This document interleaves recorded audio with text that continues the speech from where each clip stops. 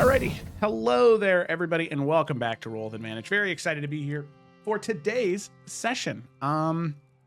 Just as a heads up, Felicity was not feeling well. She is out sick. Decided to use in her one sick day for the year. We run a pretty tight ship around here, so you know, she knows that. Any of the rest of it will just come out of her paycheck. So we'll just go ahead and dive in. As is tradition here on Roll with Advantage, I don't do the summary. Ryan does the summary for this session. So Ryan, tell us what happened last time. Of course. Act 2, Chapter 16, The Devil in the Details. The King's Hand head back to Solibruv, only to find the city in a bit of a lockdown, doing more thorough checks on anyone entering or leaving the city. Xanthi is stopped in particular, but is able to fool the guards with her lies, plus having Merrick sneak into the city with the stolen items. With that done, the group returns to the Bronze Compass. After catching up Zephyros, they place the stolen items into lead boxes to prevent anyone from detecting where they are through magical means. All that remains is to have Edwin rest so he can be at full strength and use the Severing Needle on Via. During his rest, Edwin attempts to cast Remove Curse on the Gauntlet, but the spell seems to have no effect.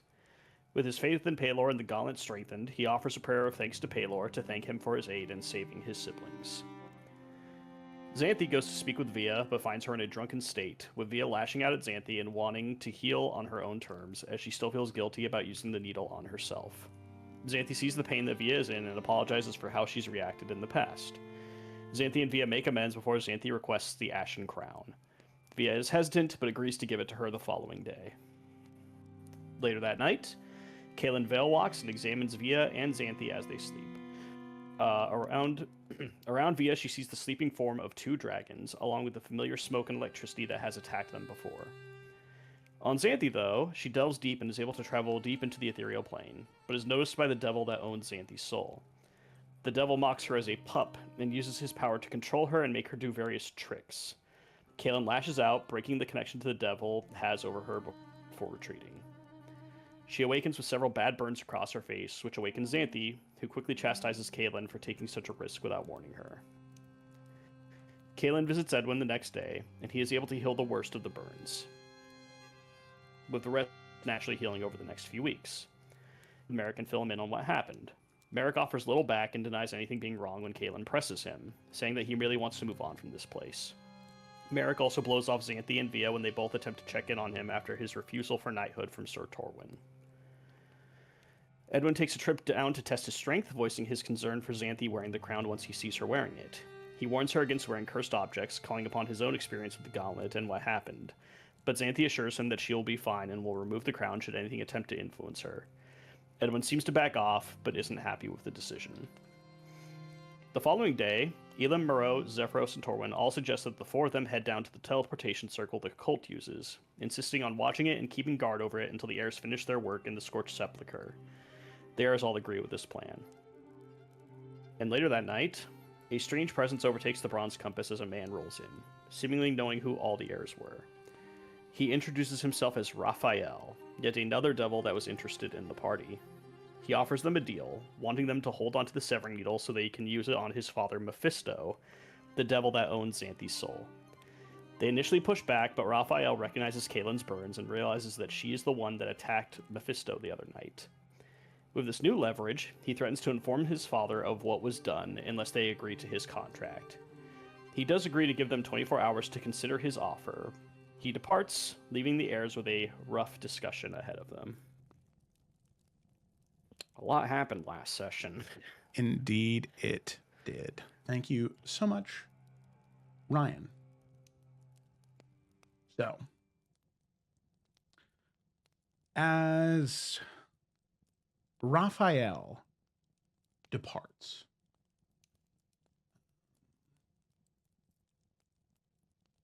before the door even has time to close all the way, there is this half a breath of silence, and Zephyros immediately moves towards you, Edwin, as he sort of turns you around, grabs you by the shoulders, and says, "What was that?" Before you even have an opportunity to respond, he says, "What? I I need to explain something to you, Edwin.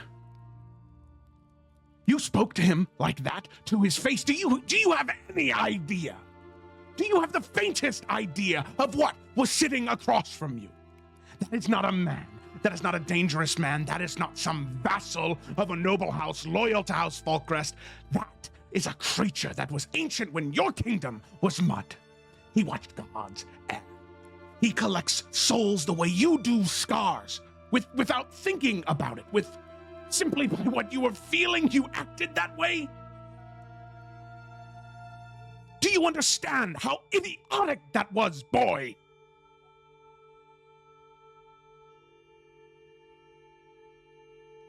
At a loss for words, I'm sure. Now you're at a loss for words. Somehow more scared of me than the son of Mephisto. And Zephyros storms off.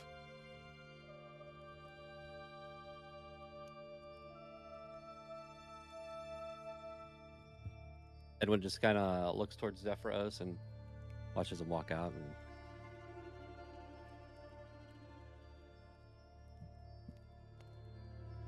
and just kind of nods his head, looks back to the siblings. So what's the plan here?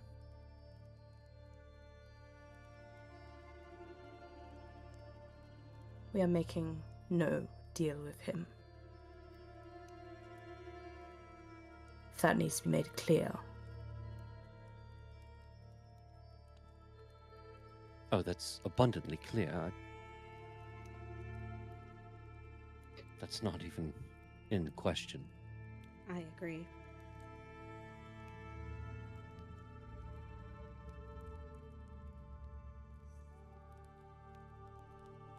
We need time to think.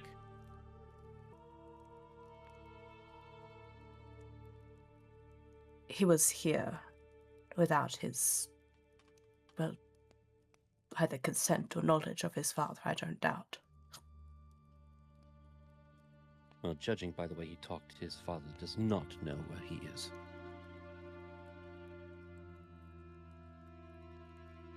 I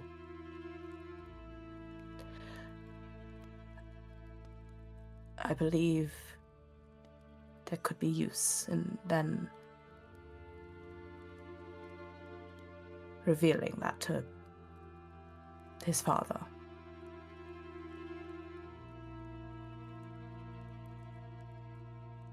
And how do you know And about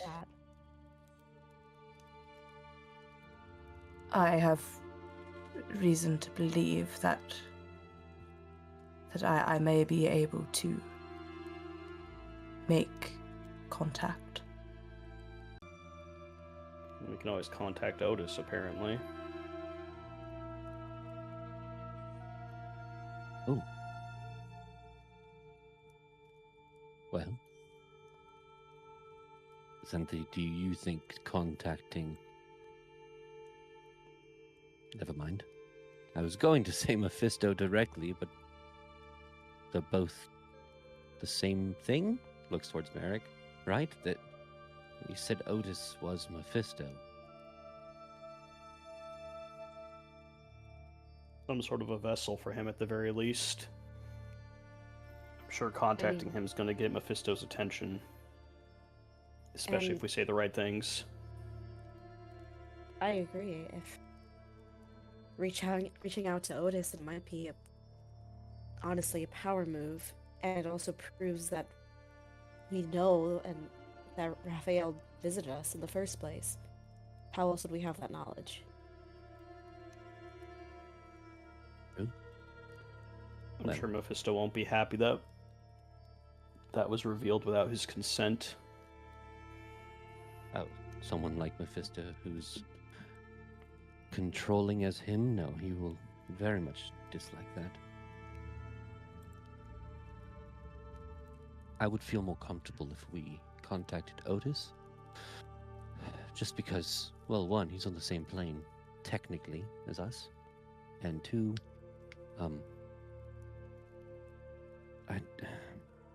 Sandy, you reaching out to Mephisto directly is just... Be a way to get his trust, more than simply a message. a message to meet.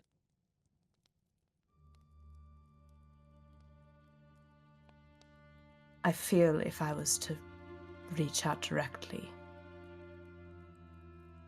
it'd have a better chance at being heard. It's likely for it to seem some sort of trap or otherwise. If I speak with him, I might be able to get us in a better position than we otherwise would be.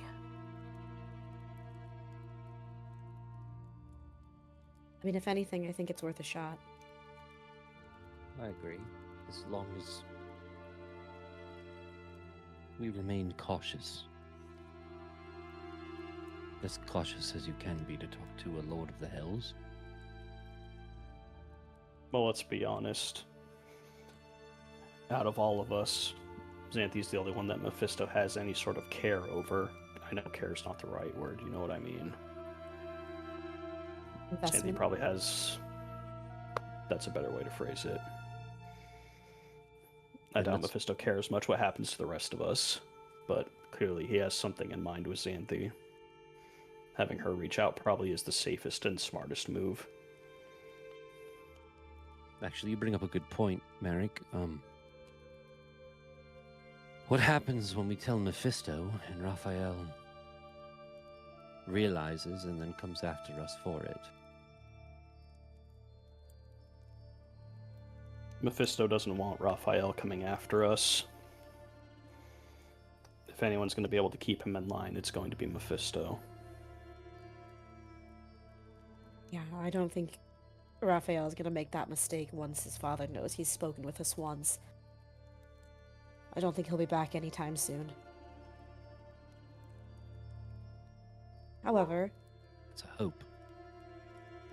Not a I fact. will say, I did not anticipate any of this falling out the way that it has, and I clearly have pissed Mephisto off in a way that I was not expecting.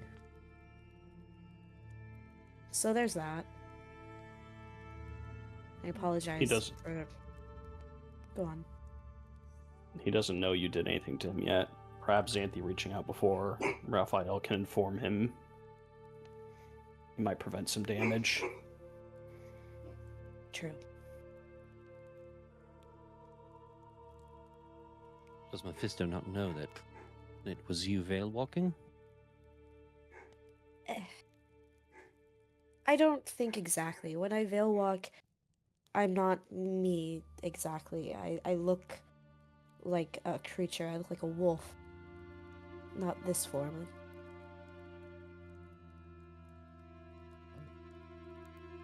Okay. So there's that at least. But I don't know. Creatures like that have a better intuition, foresight, whatever you want to call it, to be able to see beyond the veil. So it might not be immediate recognition, but it didn't take Raphael long. But there's no need for him to see me if it's just Xanthi speaking to him. We should probably assume that he can see all of us.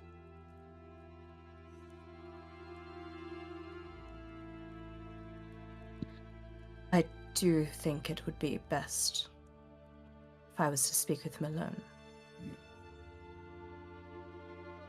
Alone? Oh, I don't know if that's a good idea. What if something happens and we're not there to help?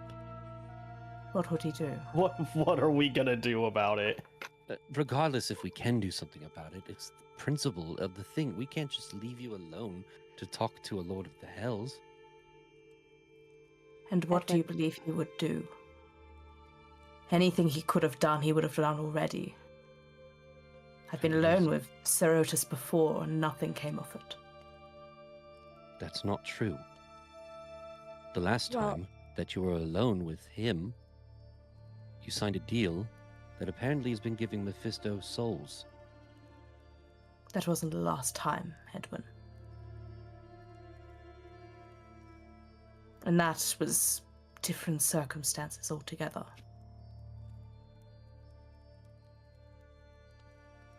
We I at think the least need to thing be is, adjacent. Edwin, it's Strangely enough, I think it's actually not as dangerous as it may seem. Merrick made a good point. Mephisto has invested in Xanthi or something. I don't think he's going to run the risk of messing that up by hurting her. And I'm sorry to say it in such a way, Xanthi, but I think you know it's true as well. I think all the rest of you being there would only add complication.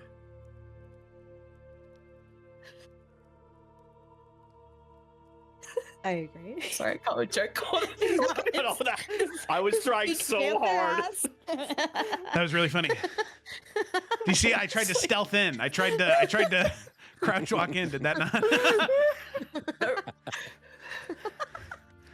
I'm not just. You're right. I'm not just. He's saying I agree. I'm not a floating top half, Duke. You're right. I do have legs, and most of the time I do have pants on. Not all of the time, though. Oh. Not even all the time while I'm playing D&D. Sometimes you need extra airflow. You know what I'm saying? Ew. Yeah. I get that.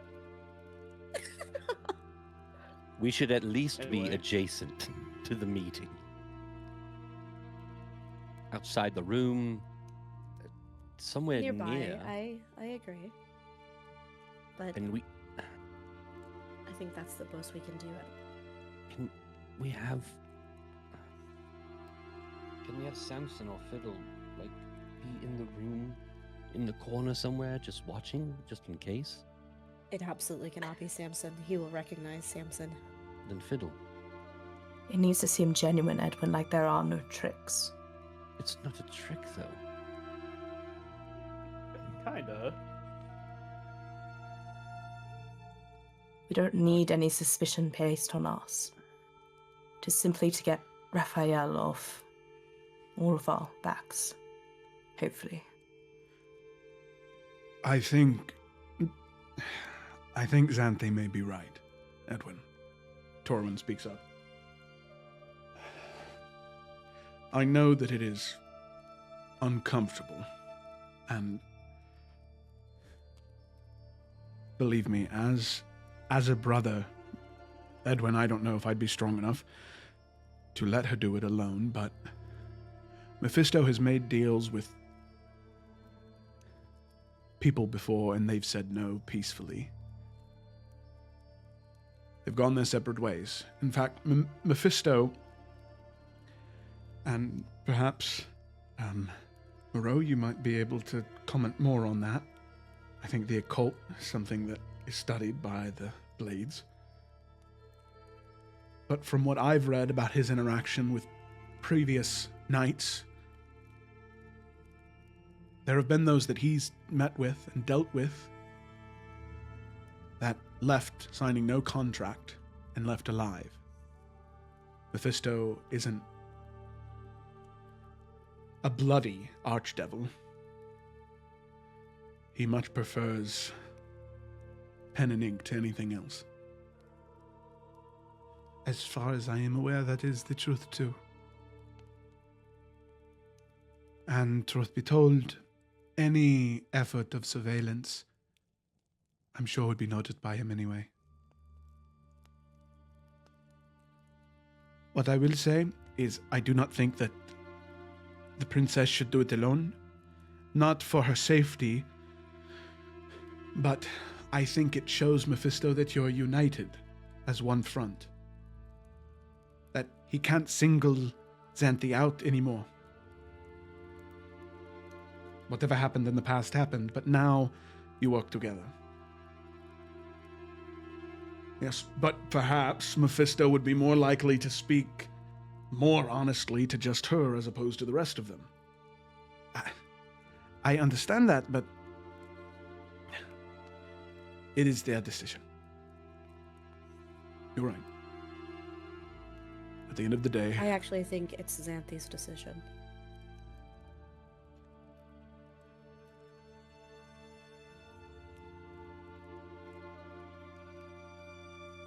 I maintain I'll do it alone. All of you cannot be there. Kayla will be noticed immediately. If she is absent, that only creates more questions than anything.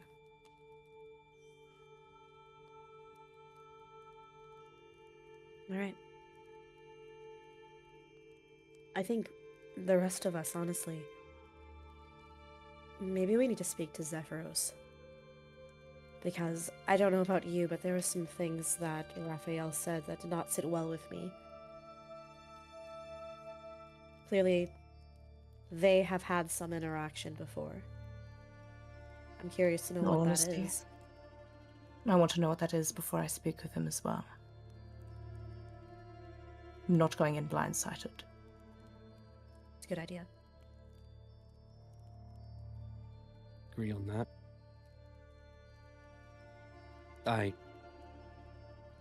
Although I don't like the idea of you speaking with Fisto alone, I know you can do it, and I trust in you.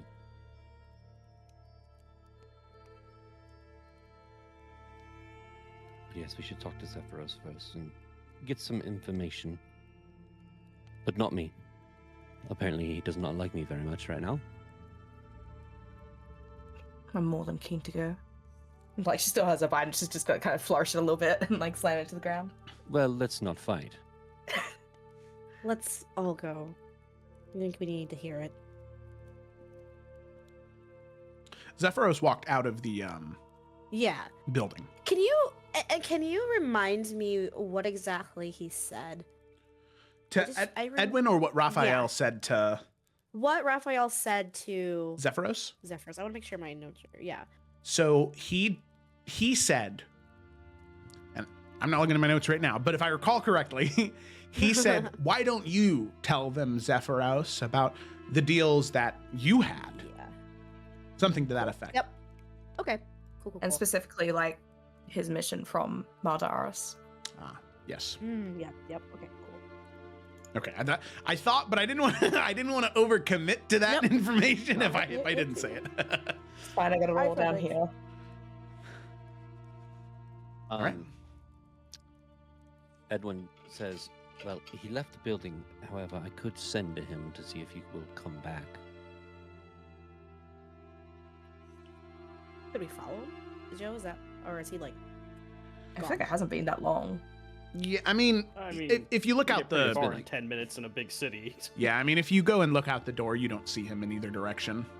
Send him a sending and tell him to bring his ass. Also, back he's here. a spellcaster. He could have just been like, "Fuck this shit, dimension door, teleport." Or some shit. Oh, God, imagine the drama you could have in storming out of an argument if you were a Right. spellcaster. You'd- Fuck this shit. We'll talk later. Thunder step away. Thunder step away. Holy Oh, shit! Kill a peasant. Hell yeah, dude. That's how I want to storm off. Tired of all my arguments, honestly. I would. Would anyone else like to send this message, or should I? I can channel the magic. Wait, we can still do that, right, Joe? True. Okay. I can channel the magic through you. Does Didn't wanna anyone have say it. good rapport with Zephyros? Oh, definitely not me. Merrick? Sure. I don't know if we have great rapport, but I don't think he thinks Merrick's a total fuck off. So maybe might be Total higher fuck up on off. the scale. I don't know. Sure, Alright. I'll do it. Yeah. Right, I believe in you, Merrick. If not, thanks. He's going to take the copper wire around his hands and whisper a couple words. It's going to start to glow, and then he's going to hand the copper wire to you, glowing. Merrick gives the nod. He doesn't say thanks because he's worried He they'll does activate the he does a spell. countdown because it's live. Like it's a live mic right now. Thanks. On air. Yeah, on air. Zephyros, we need information to deal with Raphael so that we can make sure no one dies.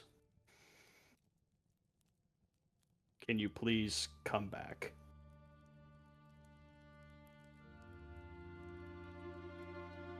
Now, how do I send this? That cuts off. Oh, it already said. Sorry. Is that how it works? Merrick, you do receive a response. Fine. All right, easy. Merrick kind of waits another second. All right, cool. As you're Well. waiting, he takes the copper wire. The message is done. Yeah. All right. No. Says he's coming back. Good. Oh my god.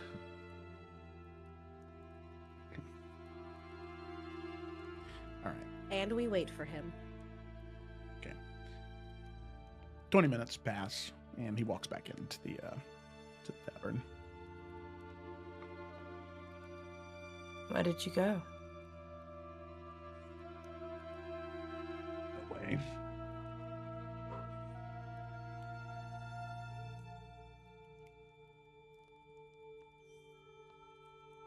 And you have a cooler head now.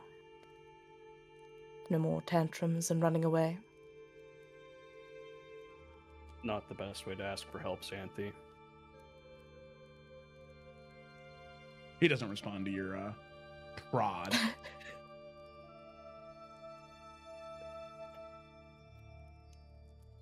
Zephyros, we need to know what your relationship with Raphael was. What is this business with Maldaris? He wouldn't just say that without there being meaning to it. And if we're going to figure out our next steps with him, we need to have all the information possible. My business wasn't with Raphael.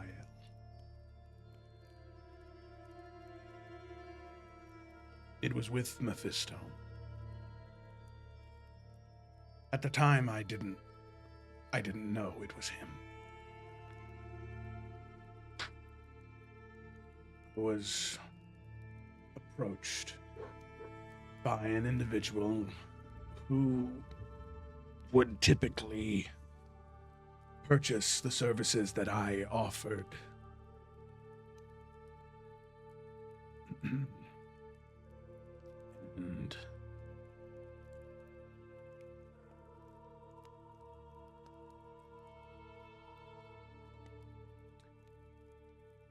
he approached me for a job. And you can see Zephyros is being very deliberate with his words.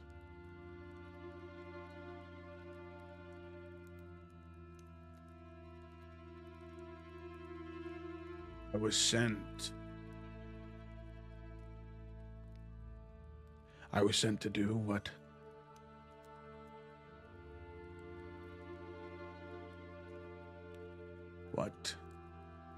I would typically do. I'm sorry, Zephyros. I'm gonna have to stop you. We are dealing with Mephisto, a devil of the hells. And with respect, you need to be as transparent as possible. At this point, there is no use in secrets or dancing around whatever actions you may have taken years ago. Speak it plain. Kaylin, make a persuasion check. Okay. Oh, sorry. Maybe I should do this on here. Oh, no. Did it go through? I got a 13 on my end. I think that's right. Is that what you got on D&D Beyond? It's not showing up on D&D Beyond, so sure. Hey, you know what? That's fine. But remember, as is tradition, we will keep whatever is Sorry. on. No, you're good. You're good. I'll roll in the VTT. Well, you can roll in D&D Beyond. We'll just take the result that's in D&D, or you can roll in D&D Beyond. We'll just take the one that's in VTT. Okay, sure.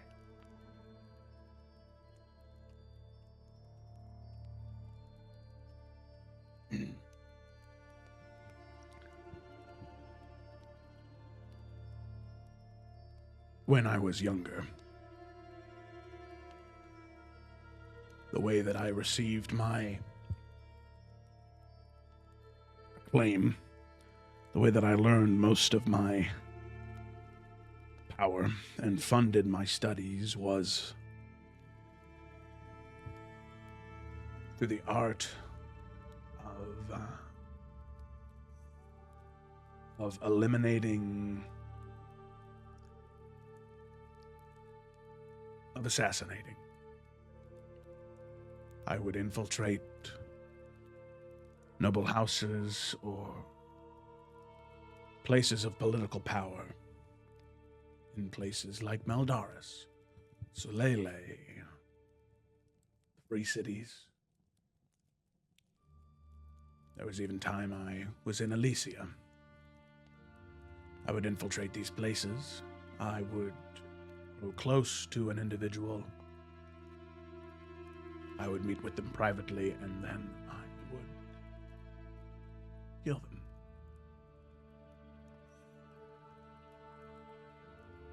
Always in a way that was untraceable, of course. I wasn't slitting throats. I wasn't putting bolts between eyes. Slow death over many months.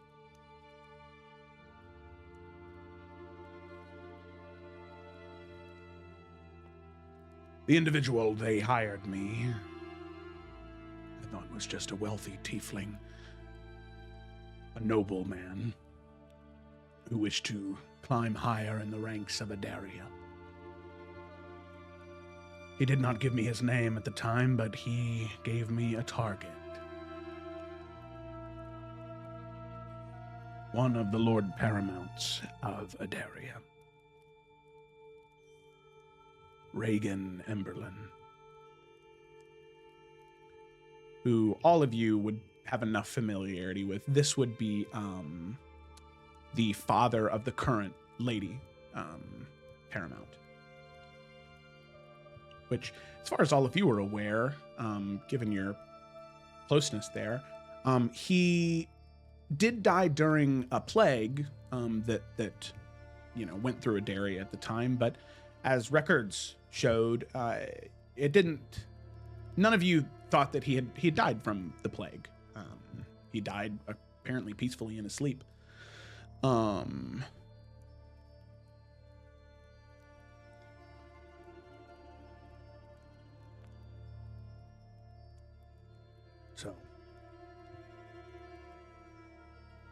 there were other lords and ladies in Adaria that I had dispatched as well.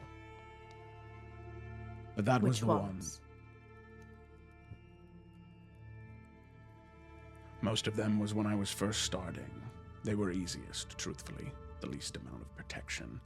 The most willing to trust outsiders. Most of the others were of minor houses. Some,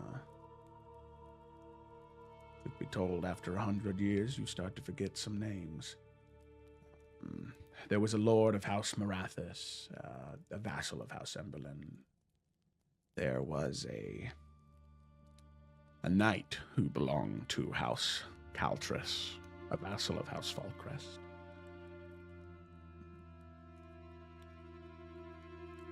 And there was a up-and-coming lord of House Brackenwood. One who attempted to start a revolt against House Thornfield. Those were the ones that I killed in Adaria. It would have been by now some 100 years ago. 90, perhaps.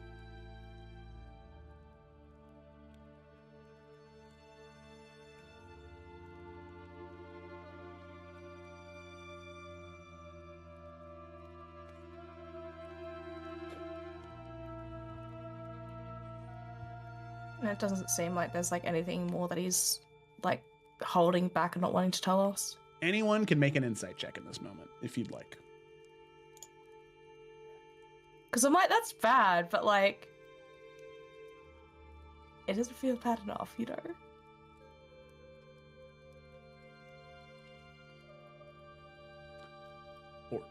I'll roll for Via, unless somebody else can pull up her character sheet faster than me. I don't even think we can roll for her though. Oh no.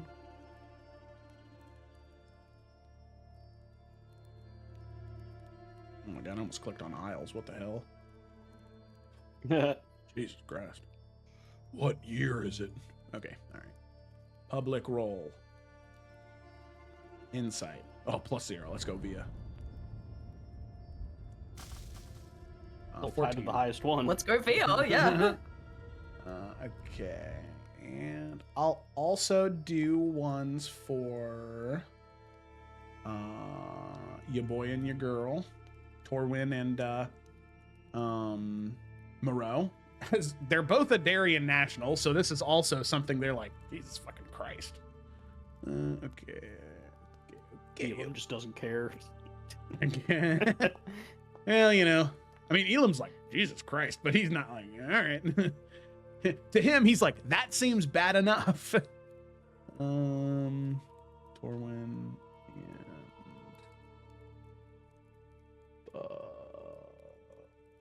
where's Moreau at? Oh, there she is. Okay. So nothing for insight there. Nothing for insight there. Okay. Wisdom. All right. Torwin's got that +0. Hell yeah. 10. Moreau's got that +1. Where's your usual, like, nat 20s? Hey, 18. He rolled a nat 20 on Zephyros' deception is the problem. Fucking bastard would. Fucking son of a Would. bitch. God damn it. So, as Moreau, all of you, really, you just sort of, you stop for a moment, you pause, and you listen. You think on the history that you know, the tales that have been told. Some of you try and recall those lords and those ladies and those knights, some with better success than others. As far as all of you can tell, it seems as though he's telling the truth.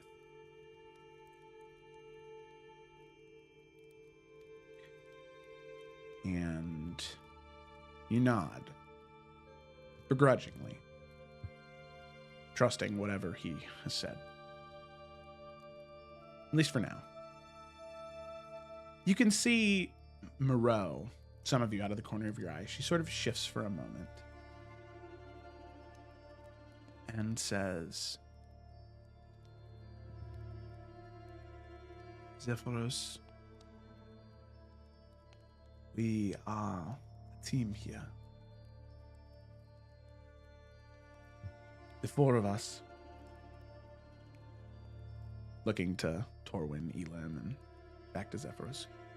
Who knows how long we're going to be trapped together, watching that teleportation circle, waiting every day and night for cultists to find us and try to kill us.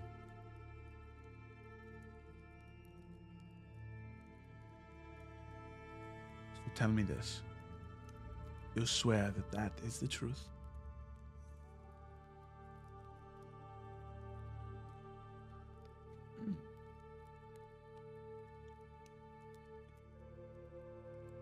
I do.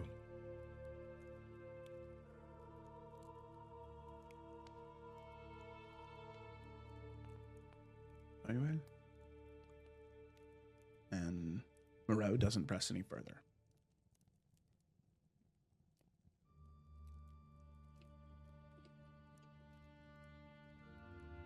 So, I want to make one thing clear about what I've just said. When all of this is over, and Solele has been saved, I will not be returning to Adaria. I will not serve a sentence. I will not be put on trial.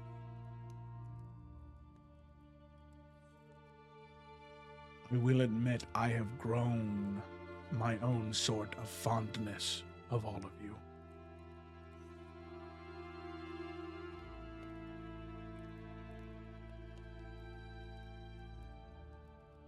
But after this,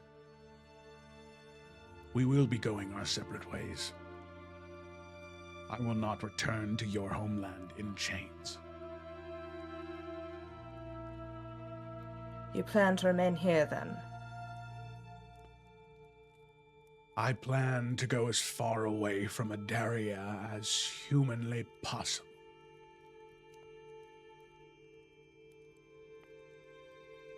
And where should that be? Alicia?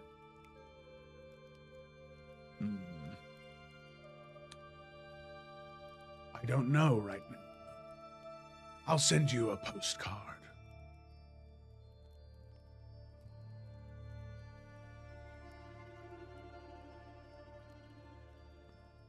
For these targets, you were given no reason, never find any on your own for why they were chosen. That isn't what my job was.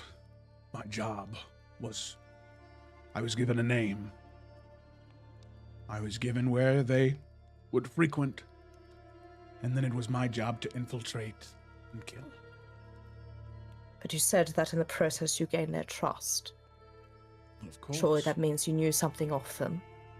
You're a smart man, Zephyros. Perhaps you could have put one to two. Oh my god. Perhaps you could have put something together. That insult really didn't really land when you said it like that. You're all over the place. That's embarrassing. Xanthi didn't do that. Yeah, you're good. You're good.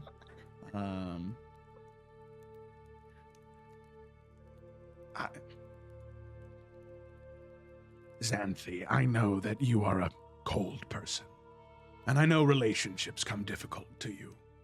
I don't mean that as an insult. I am the same way. But when you go close to another person, you don't do that by trying to extract information from them. You learn what they love, what they cherish, what they love to talk about. And for most people, it's themselves. What they want, what they desire.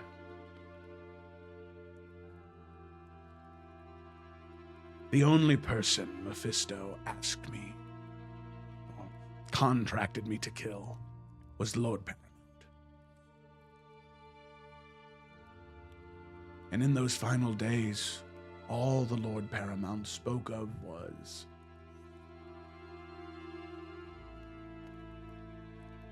how he wished things could have been different. How many regrets he had. Or even on his deathbed, he wished that he had the energy to stand and to apologize to those that he had hurt. That is what we spoke of. How cruel he was. And how now he regretted it so much.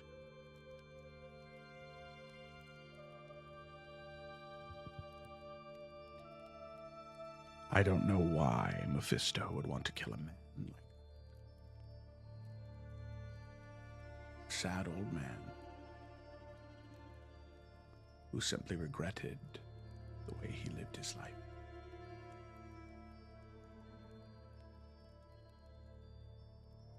Just from what we know of the Paramount, like, there's nothing we could, like, guess at. I'll have Xanthi Xanthi and Merrick can make a history check there. I'll roll one for Via as well. Get one for Via, yeah. Yeah. Caitlin and Edwin, this is just not their cup of tea. On D&D No. Beyond, both those rolls have been ones.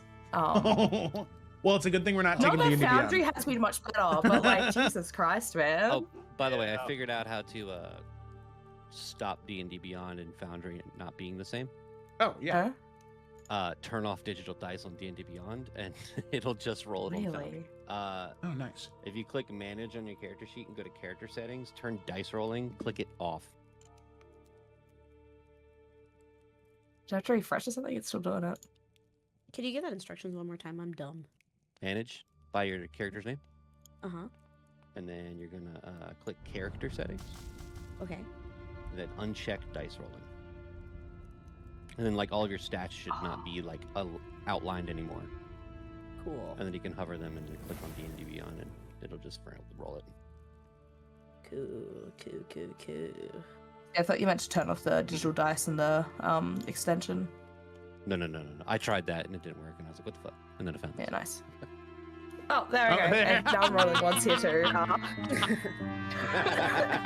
You can't get away with it. Some things never change. Okay, yep. Hey, look Can at I roll that. something good. Sorry. Damn. Not to That spam. would- Damn. I'm leaving the campaign. I'm sorry. I'm gonna die. That's so Damn. sad. Well, that was better than 100% better than one. It's true. All right. You know what, so, John? Go fuck yourself. So Via's first history check was a 16. Mary's was a 4. Sandy's was a 7. Okay. Don't forget the natural one. No, it wasn't for the that. natural one strength save. Xanthi can't remember. Her knees buckle and she falls over so frustrated. Her knees buckle. I would say the three of you kind of looking back and forth. I'll say the three of you share this information. Kind of like a group role. You know, you got that sibling mental bond. Thanks. Yeah, of course. The Lord Paramount was definitely he applied himself, or the late Lord Paramount, Reagan, he applied himself to that cleric's life, rather I hate to use the word religiously, but I mean, he was very quiet, he was very reserved, he was very pious. And so sometimes that came off as coldness, but none of you would have been old enough, but the eldest son at the time, because there would have been one person in between Emberlyn or what's her name? No, I don't. Yeah, Iridessa, thank you. There was somebody who was supposed to inherit, giving the eulogy, but didn't speak of him cruelly. I would say that you would know that much. In his funeral eulogy, they didn't talk about him being a cruel, evil, mean man, just that he was a little distant. But he was very pious, and the love that he had was mostly for the gods, but they still felt that love through him. But maybe, somebody could have regrets about that. That's not too far-fetched based off of what you remember.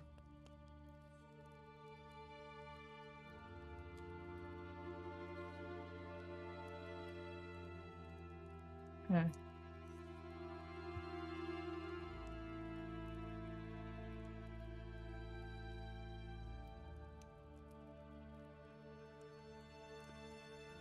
think I'm just looking at Zephyros to continue. Like, I don't really know, so I'm more interested if there's anything else he has to say. Mm-hmm.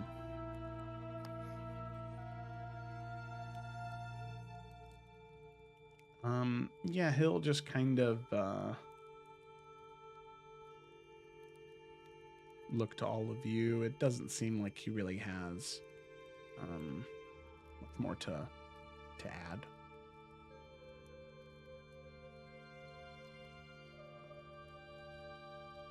Ed towards Zephyr says, I want to apologize for earlier.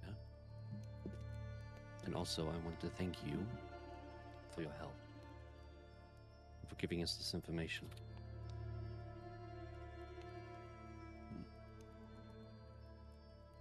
Of course.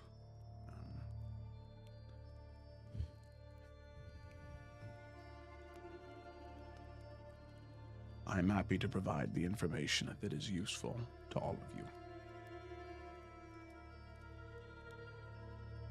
It is. Anything and everything we can get our hands on is going to help.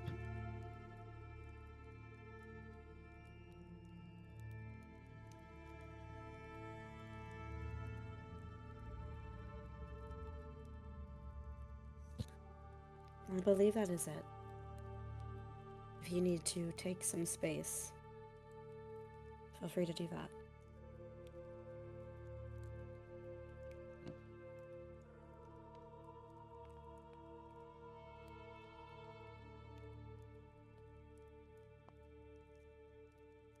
There is no delicate way in asking this, but surely a previous contract is not the reason why you're so angry.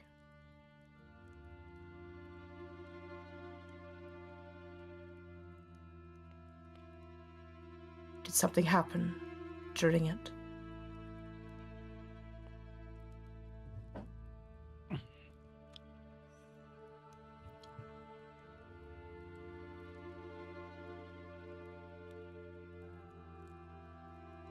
Nothing directly with Mephisto or Raphael.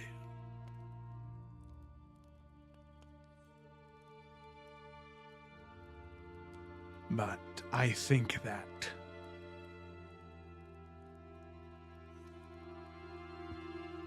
a victory here and there can inflate one's ego.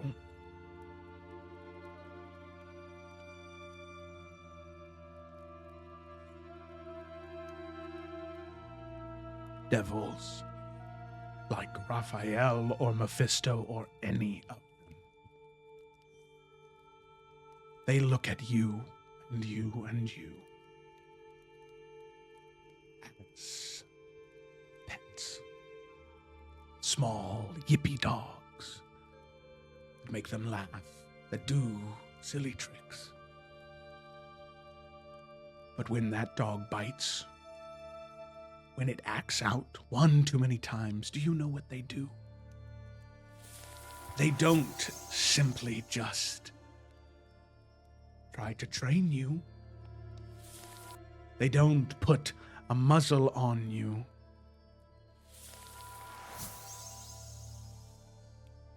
They tear you apart for fun. So, I say this to all of you. If there are those you love that you wish to see again, tread carefully in your conversations with these devils.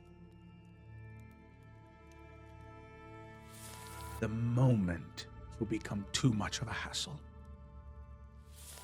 that your annoyance, that your strife you give them outweighs the benefit they might have, you're done.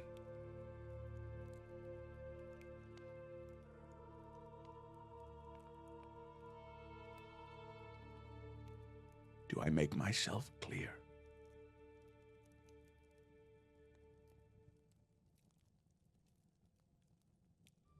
You do.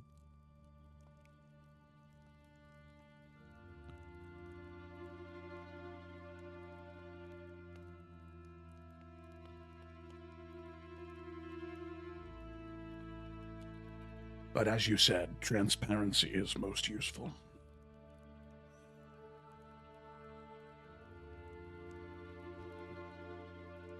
When I was a child,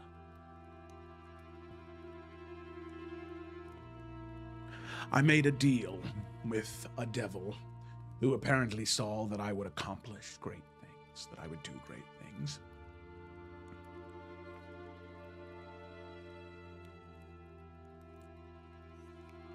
It wasn't until much later that I learned that that devil was that of Belial.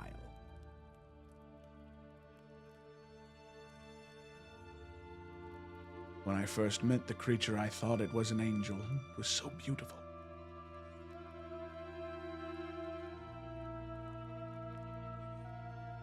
It took me 60 years to find a way to break that deal.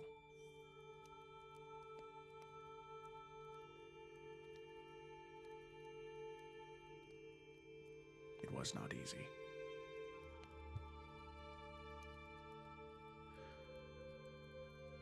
And, Princess Zanzi, I do not think my solution is going to work for you.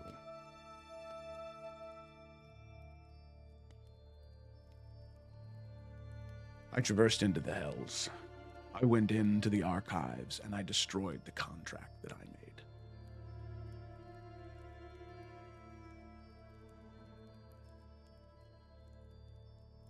I think that Mephisto may find your contract, or whatever contract belongs to him, where he owns that part of you. It may be too valuable to leave in such a place.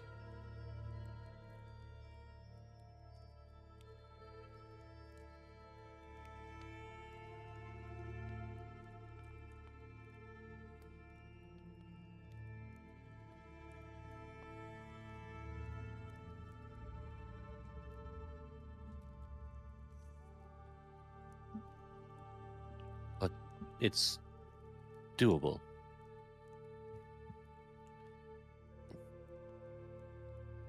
I mean, Without knowing the just said- exact terms of it, perhaps. But you entered the Hells and destroyed the contract that you made with Belial. I did, but Belial is not Mephisto, for one. And for two,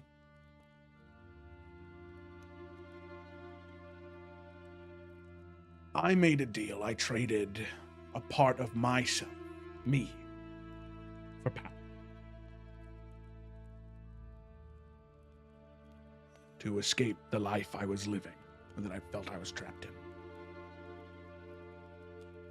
Xanthi, I don't believe that is what you did. You were not a young girl in a keep in a castle with almost everything you could wish for and decided, I want something more, right? That isn't what you did, I'm assuming. I never made any such deals with him. That makes it more difficult. There is a chance that should you destroy this contract, whatever souls were put at stake would be lost. The part of me that I put at stake, I no longer have.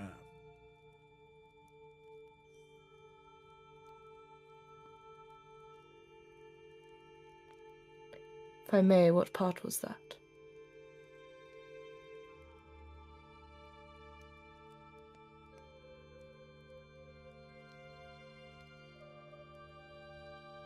I thought it was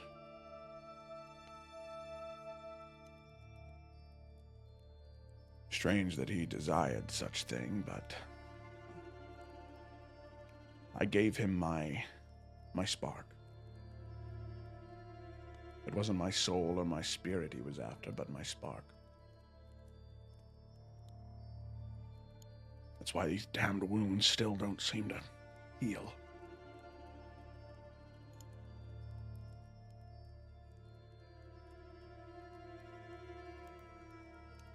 I am not whole. Not in the slightest.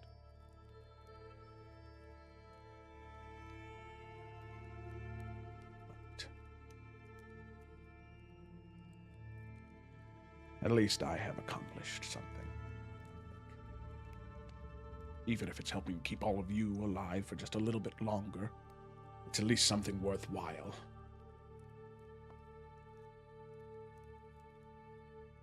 I can't save any of you from an archdevil.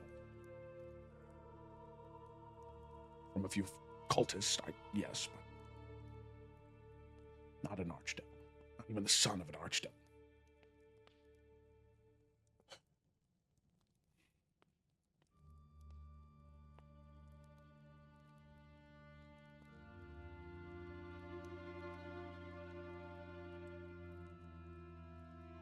Alan, Rainier, and Morgana. Did any of them know what you did in Adaria? No.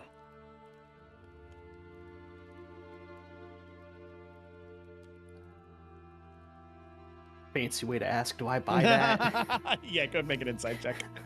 It's sick. Any other insiders? Oh. I mean, if you're allowed. I mean, if you're insisting. I'm not. Yeah. Listen, I'm not insisting. I mean, y'all but- heard the question. Yeah, you Oh, I guys. one on the table, you know? Well, 16. Oh, Oh. still a one in there, I guess. Dude, what is my plus 5 for? Got me too. Via insight +0. Let's see. Eyes on the inside. Call it insight. Nope. Oh, He sees I was on nothing. 18 for so long. Okay. 16, huh? I see everything.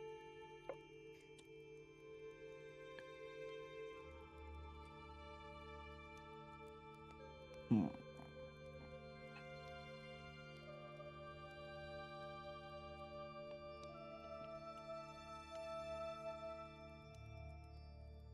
As all of you can, or as all of you are sort of waiting a moment, thinking, watching his reaction, trying to see, you know, any fidgets, any looking elsewhere, eyes twitching. None of you really see anything. He just stands there looking at you, Merrick, dead in the eyes. No, and he doesn't break eye contact.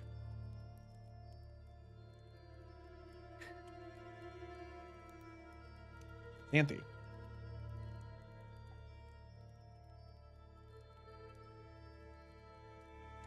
I'm gonna message you. That was a good ostrich. So while you're messaging, I'll take this. I time to, want to know. Thank tonight's sponsor, PartyLootApp.com. It's alright. Go track your party loot at PartyLootApp.com. Party loot. And our second sponsor, Infit. I'm just kidding. I was going to say Infinitones. Yeah. Be kind Not a of a sponsor, weird. just a real cool person. I was like, yeah, kind of a weird sponsorship for us since we don't play Magic the Gathering on stream at all. But we play it on ourselves. On ourselves. Yep, Ew. I put my cards all over myself when I play. I actually got a tattoo of a playmat on my stomach. That's This is why different I don't play content, you gotta Magic. pay Y'all for it. Hey. hey. Weird. Hey, can No. I read your card? Yeah, sure. Just go ahead and take it. Ew, I don't need to know what y'all do in the bedroom with your cards, okay? Like, No, we do that shit out in public. Part of the Wait, They allure. got, they got sleeves for the card. It's all sanitary. It's- And those sleeves are grippy too. What? All right. wrap it before you tap it, you know? Oh. That's so, Gemma, you have no idea how funny that actually is. In the context of Magic the you're Gathering. talking Magic. I've heard your shit. Like, Hey! Look at that's why that. It was a joke. Look at that. Fuck you Okay, well, explaining my own joke to me like a man. well, I didn't think as a woman you knew how magic worked. What the fuck? And our third And in sponsor. our It's defense, not- Emma, Some you hate tricks about comedy. slaves. It's not like And Kayla's the one who taught me how to play magic or anything. Yeah, I fucking did. Our third I want sponsor everyone of the on night, stream mansplaining. to know. Our that third Jody knows sponsor of the shit night, about magic. Manscaped. Look at that Until message, me. sure. Yeah, sorry. I keep getting distracted. I was Fucking- trying to talk to. Yeah. You fucking type your shit. Okay. Don't get sassy with me, motherfucker, all right? I'm here to ruin everything. Alright, we'll sit here in silence then.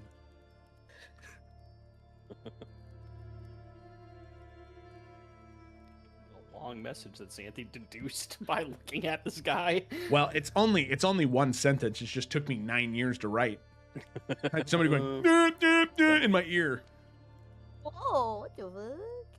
It's crazy that you would talk about Aspen your wife was that pretty way. loud. All right, everybody quiet. I don't think it'll take Gemma 9 years to read the message. I don't know. I'm doing it like one letter at a time. So there's a U. Is there- Hey, hey, see if there's any anagrams in there. Yeah, shit. I'm gonna read the whole sentence right. The numbers, Mason. What do they mean? I am Lord Voldemort. I think just like after he had said that, so like refusing to that, like they knew.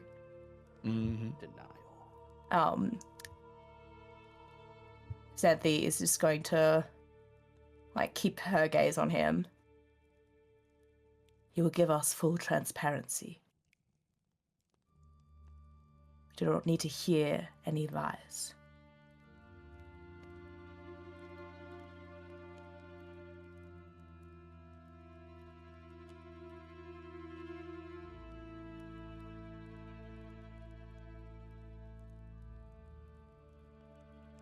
I do not lie for myself.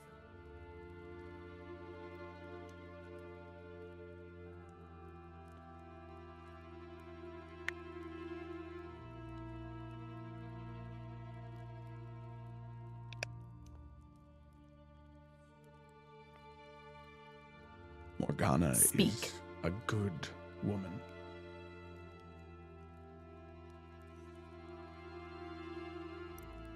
I told her. I entrusted that to her. She didn't know anything until afterwards. Until it was done.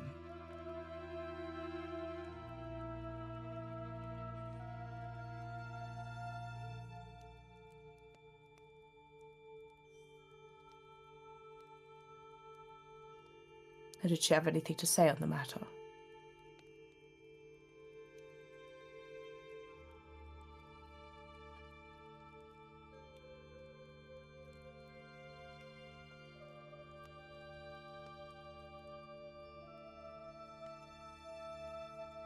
Any thoughts, feelings?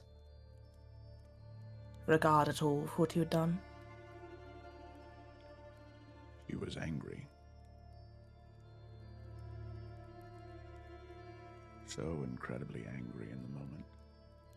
She would have killed me. I think.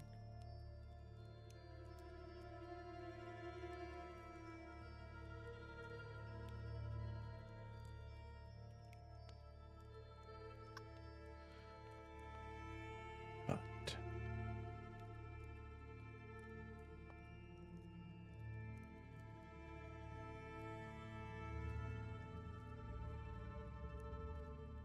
it was that contract, that payment. It gave me the tools necessary to finally begin my journey to the Hells and to destroy my contract. And once that was done, I needed no longer to do this. To be a contracted killer, I could destroy my pact, and I could finally be free of it.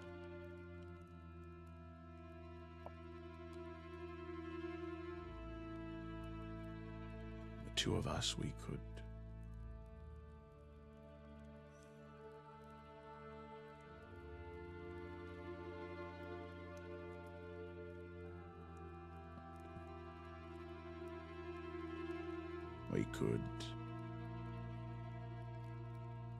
study together. We could leave those places behind that had so entrapped us.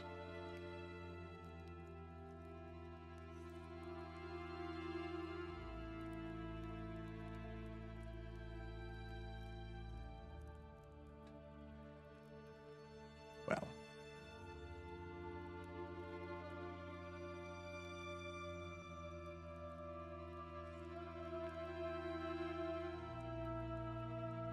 after that, things were never the same.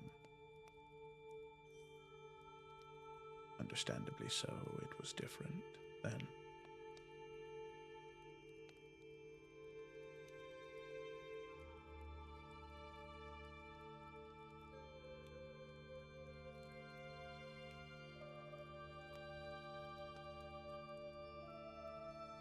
Yes.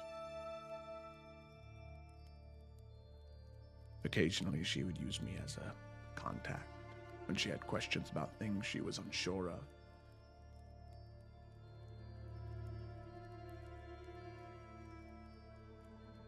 And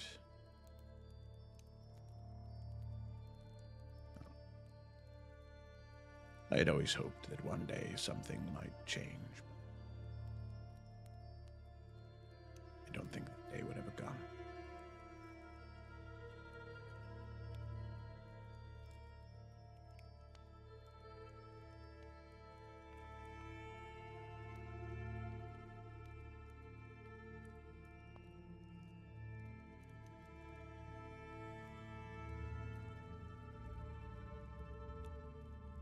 Hopefully that answers your question well.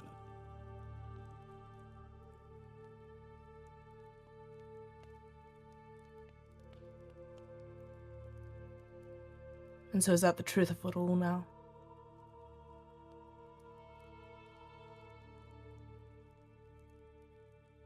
Yes, it is.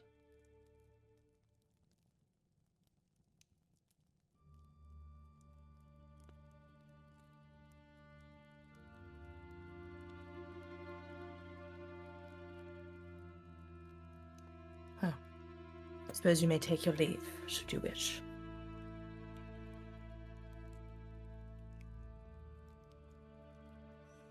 Should you still desire my assistance,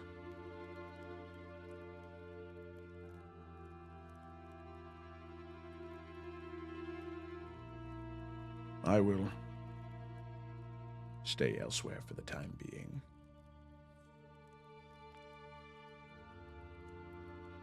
But if you would still have me, I still would accompany you three to that circle to help stop this ritual.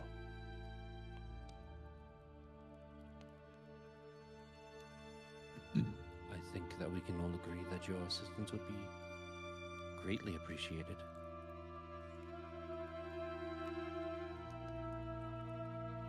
Then I will stay here.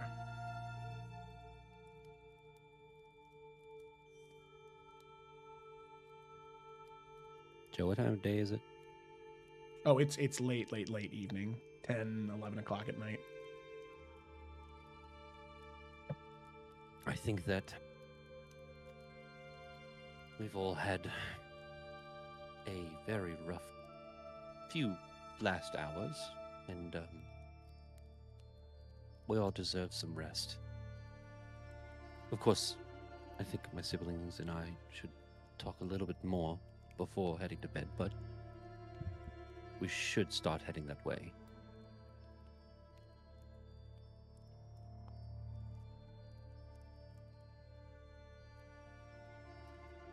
Yes, of course. And Zephyros will make his way upstairs.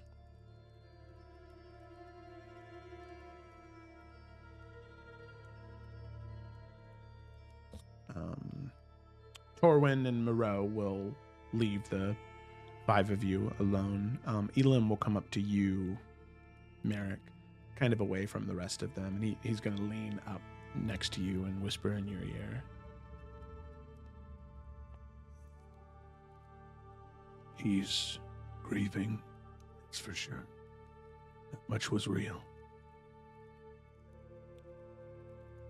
But something smelled off. Just keep that in mind, okay?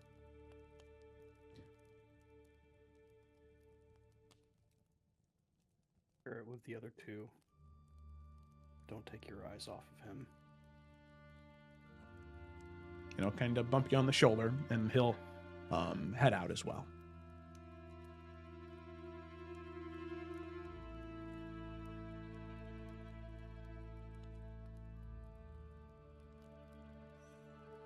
All right, with that, the five of you are alone.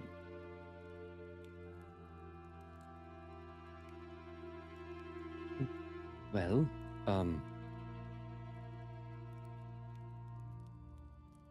is there any last remarks before we all head our separate ways to bed?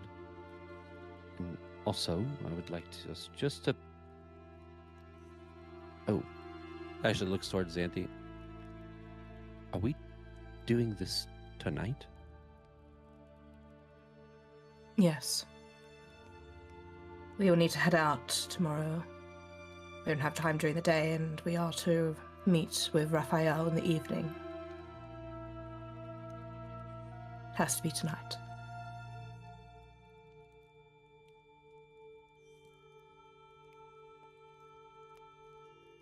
So, just once over, the plan is to speak to Mephisto. You are to speak to Mephisto alone. Inform him that his son is meddling in his affairs, and hope that that is enough.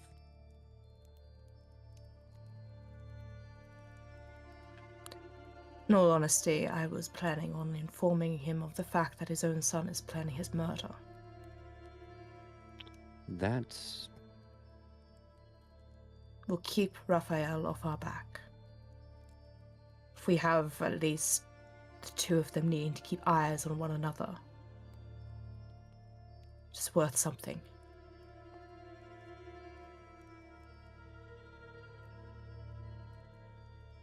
Right.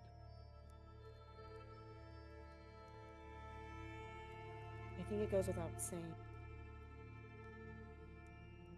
Just be careful, Xanthi. I say this with respect. I sincerely do. You have to watch what you say.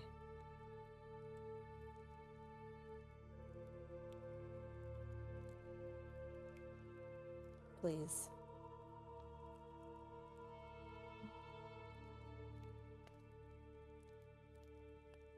Naturally.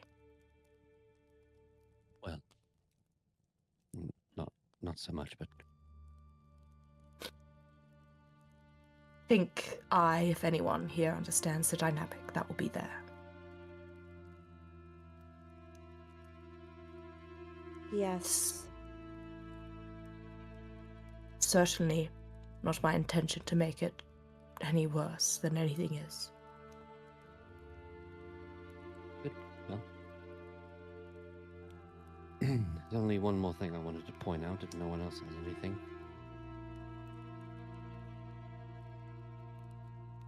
No? Zephyros gave you, Xanthi, relationship advice.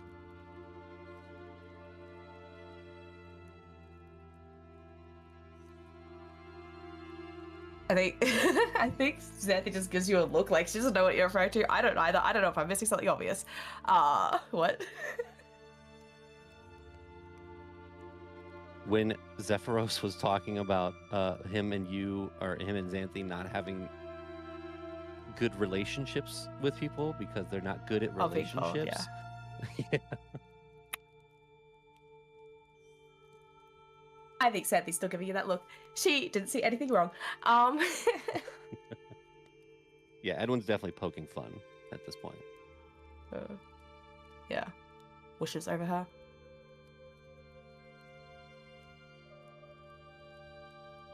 I guess we'll be in the next room if anything goes wrong. Do we have any type of keyword, or are you just going to shout, I'm in trouble, or what is the plan here if something goes wrong?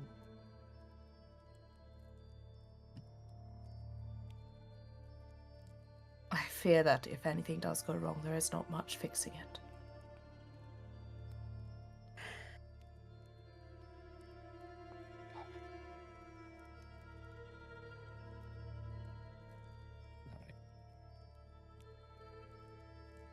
Unless that supposed god of yours has some kind of intervention, I think what happens, happens. Well, there's no need to bring Paylor into this, but if you want me to, I can ask. Edwin, I think this is one of those things where we actually have to sincerely and genuinely trust one another.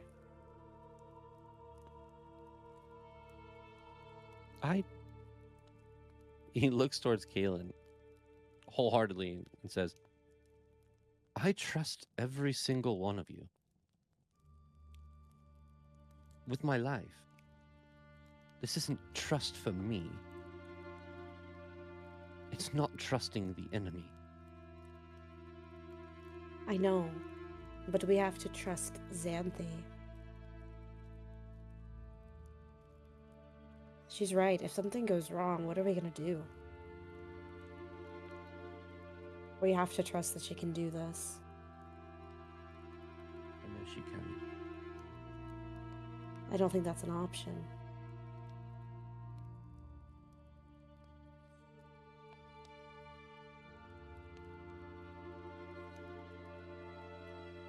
The hour is drawing later and later.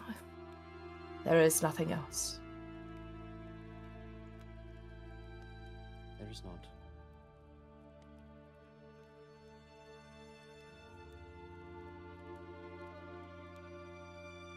Let's prepare.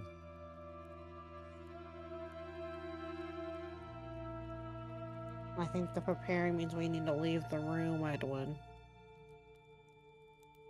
I mean, this is still a public area, right? Like, I was planning on doing it in one of our Yeah. rooms.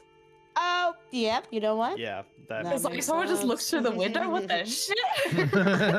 All right, fair. No doubt.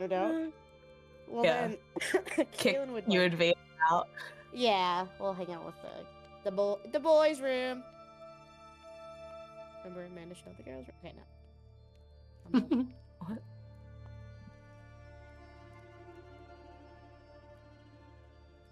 Okay. All right.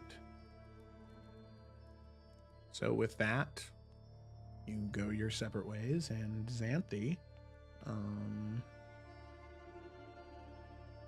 you enter the room by yourself.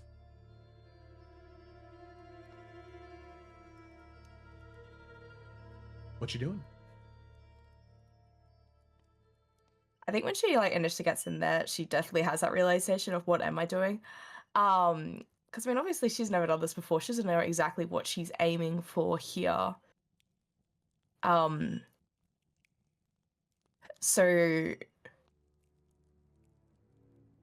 she just kind of, I don't know, is there like any kind of seating beyond just the bed here? Yeah, of course. Yeah, like cock chair, sorry. Yeah, there is a table. All hotels have 'em. There's Cool. there's a chair next to a desk. Yeah, for sure. Yeah, cock chair. Not- Not entirely used for cucking, but it is available should the party renting the room be interested, I suppose. Cool. She'll sit in the chair. Just so like she can kind of like focus in. And she'll have out her Bident as that kind of like divining tool, you know, like the thing that she's like drawing things through. And I think she's going to be like thinking back on like with training with Moreau and kind of trying to capture that feeling when she had been able to kind of pull him forth. And just trying that without it being like an attacking force, which I feel like is new. But just really focusing in on that feeling and that like headspace. And also like even like pulling back the time when she was in the hells and like that feeling and kind of escape, I guess. And yeah, just really just focusing in. It's like basically like try to like focus that like magical energy without actually casting anything, you know? Yeah.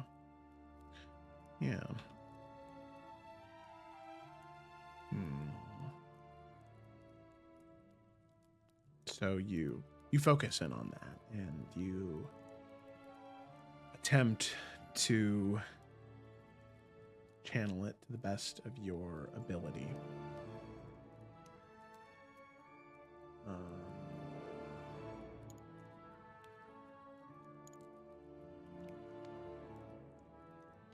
And you feel this chill kind of come over your body, even though you're in this fairly well insulated room. It's winter outside, and you feel like that cold chill kind of moves in to the room, and there's a brief moment where you go to turn around and shut the window, thinking that somehow it opened from a gust of wind or something. The window's shut, and the small candles that sit on the sill and on the table are still. Not extinguished, but still.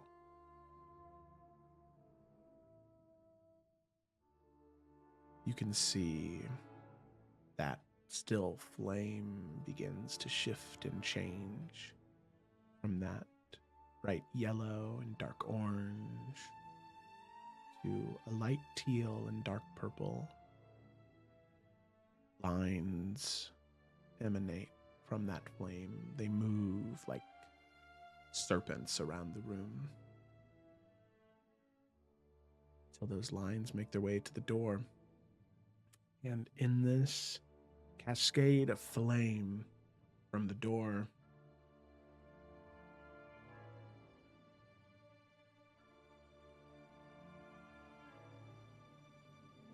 you see this puff of smoke almost as the door ignites momentarily and then extinguishes. The serpentine flames retreat back into the candle, and they shift back to the hues of yellow and orange.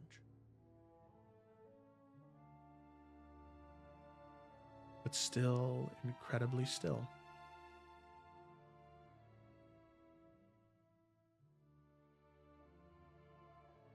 But as you turn and look out the window, you are no longer in Solele. Definitely not Lillebruf. Out far in the distance, it is nothing but flat lands of ice and cold, massive icebergs and mountains of frost. You can see patrols of creatures that seem like ants, but from this distance they must be monstrous.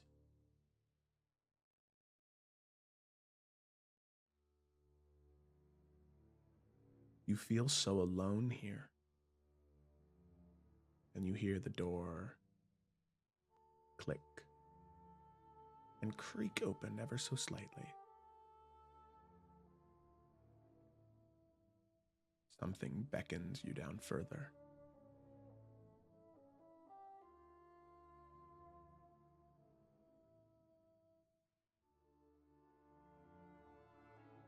I think she takes a moment to just gather her senses, but she'll go through to wherever it is. Okay. You step out of your room, and the hallway is the same. The only door is the door that led into your room. The stairs are the same. You make your way down, and you can see, sitting in front of a fireplace, legs crossed, reclining, lounging, you see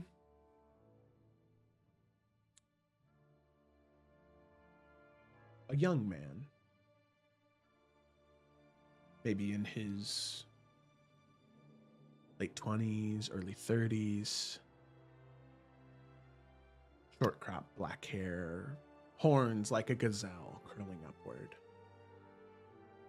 pointed ears, and these dark purple eyes. He wears a tailored suit very similar to that of Raphael, but this man is ancient, you can tell from his eyes. But his face is so young.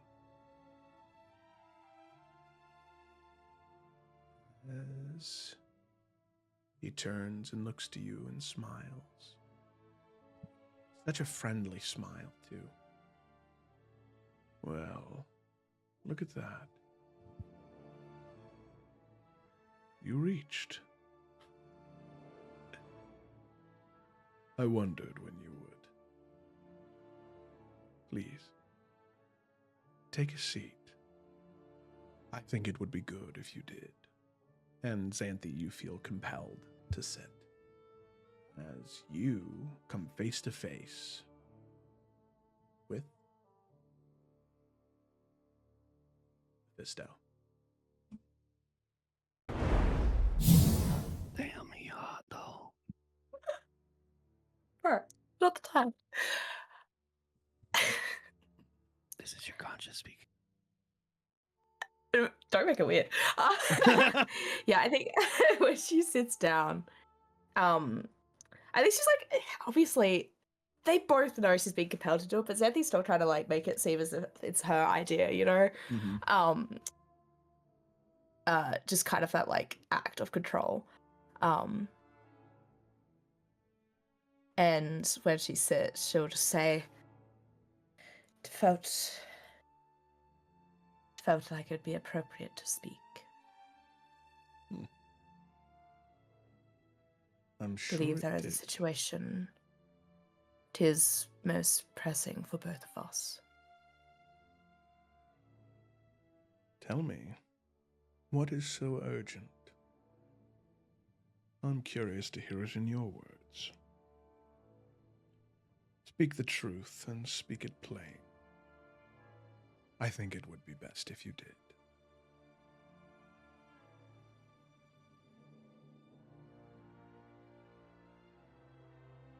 Your son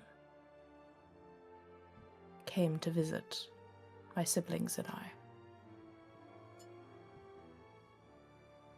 wishing to make a deal, specifically regarding Octavia.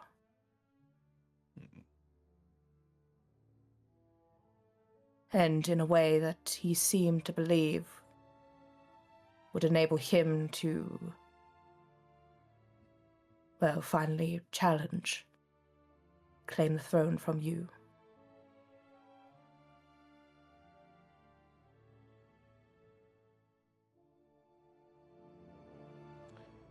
And what did you tell him?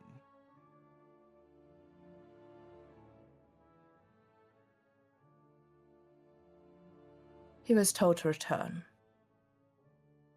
A day's time. Had no ambitions of making any deals, but was decided that a day would be needed. Cooling off period, so to speak. Of course.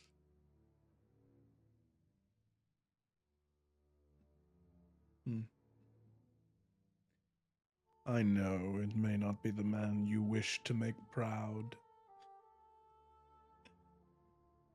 I know that the approval you and, well, truth be told, all of your siblings will seek is that of King Talon the Kind, but know this, Xanthi, I am proud of you in this moment. You are smart, very smart. And you've seen through my ruse. It was a test. Crudely administered, my son is a bit of a simpleton. He is crude. He lacks patience. He's a bit fiery, like his mother, I suppose. But you came to me. That is good.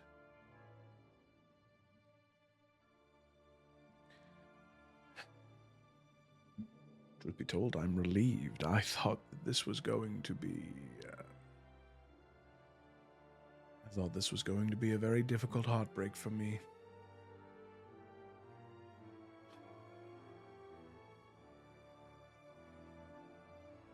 But you proved me wrong.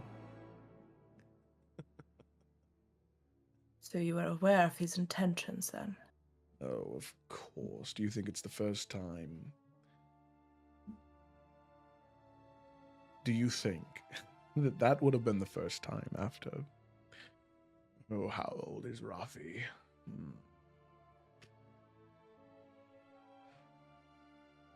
2,000 years, I believe. 2,500, something in that. After the first 1,000, you stop counting. Something you'll never have to worry about. And you hold no concern over it. You know the deal he was trying to reach? Yes, of course. I instructed him to do so. But perhaps he What had interest some do you have in the needle? severing needle, yes. What interest do I have? No. None. It's a bauble. It would go in a display case. Perhaps I would use it to...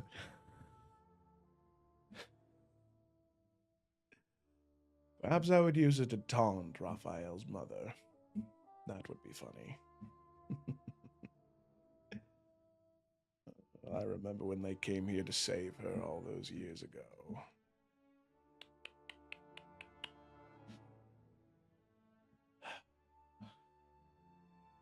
I told them it wouldn't work. She was... Well, no need to talk about my past flames, right?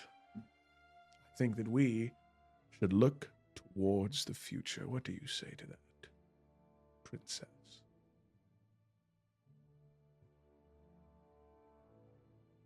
Well, there was another matter I wish to settle here.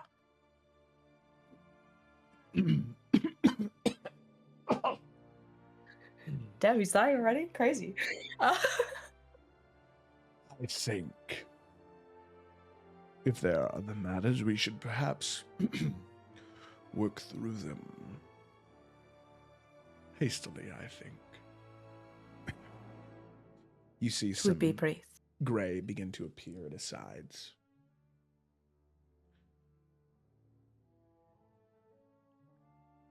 Well then, You've had your dealings with my grandmother and you have your dealings with me, but I should like for it to be the last. Make no deals with my family.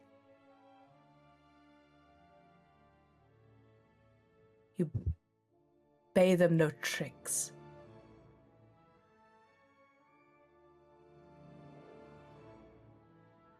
Just keep this civil, yes.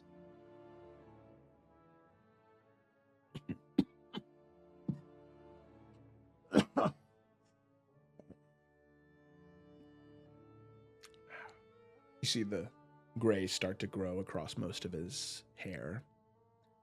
The tufts around his nose and chin get a little longer and a little more gray.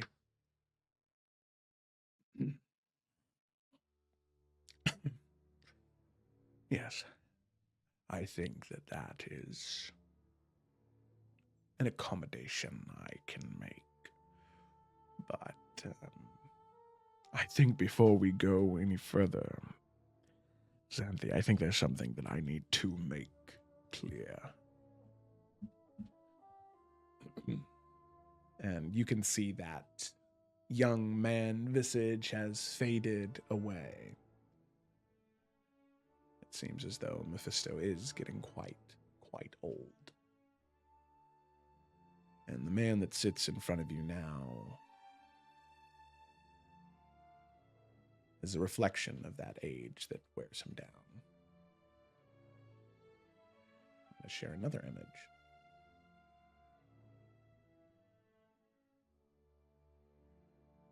Click on old portrait if it didn't automatically change to you, for you.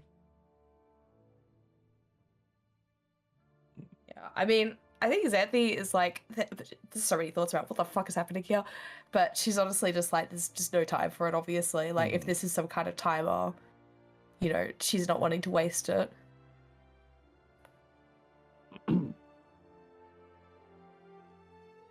What I need to know is whether you are capable of what comes next.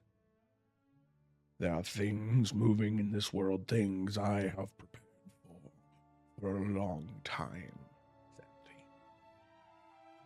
Things that not only hinge on you, but on your siblings. Some things, no matter what, cannot be stopped.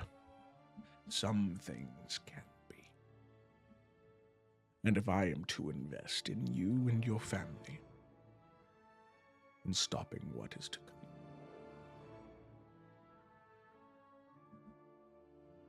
then I need to make sure that you are worthy of investing my time further.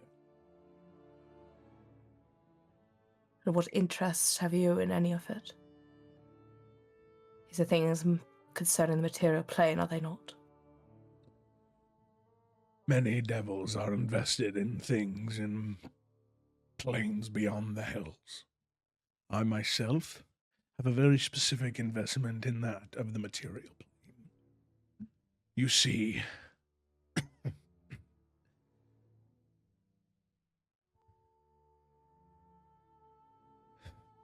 it's too much right now.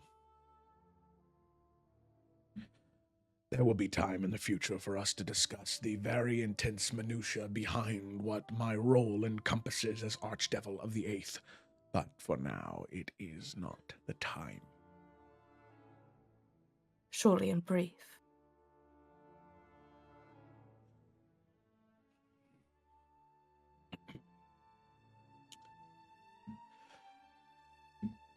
A great vision has been seen by the Oracle of Elysia that spells the doom of many people of Illica. Something that has not been seen for a long time, but souls that are not sent to the hells, they are consumed instead. Humanoids dying and me not get their souls, that is not something that I can abide by. Maintaining the safety of the material plane, then, seems in my best interest. So, prove to me that you're worthy of my aid, of my further assistance to teach you how to use that bauble correctly, as he taps the Biden as it appears next to you in the chair. Show you how to use it properly. Provide aid to you and your siblings to stop what is to come. But to prove this, well on your way to stopping the cult activities in Solele. Good job. After that, I know you already plan to head to Maldaris. Good. Stop the cult there, and then after that, I will talk to you and your siblings. We will not make a deal via pen and paper, as I know you are already so adverse to that. Instead, I will be an ally. An invaluable one at that.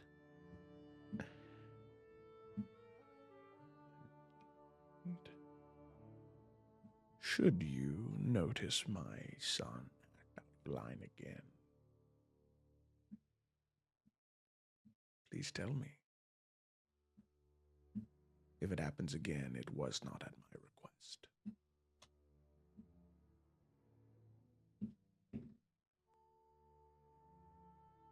You at the very least will not be returning tomorrow evening then? No. No, he will not. You need not worry about Raphael. But may I ask one question of you, Princess? Perhaps. When you retrieved the severing needle, did you have an intent to use it on yourself?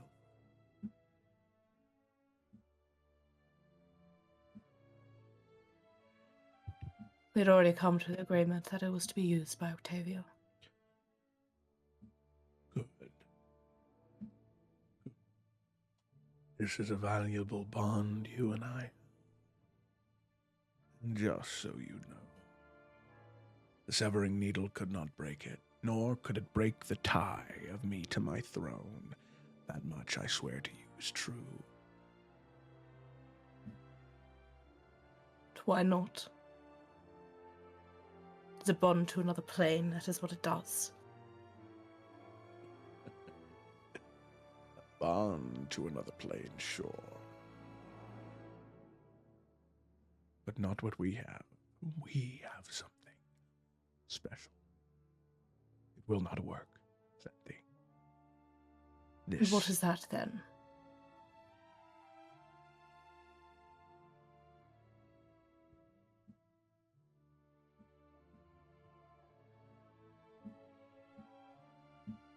what we have.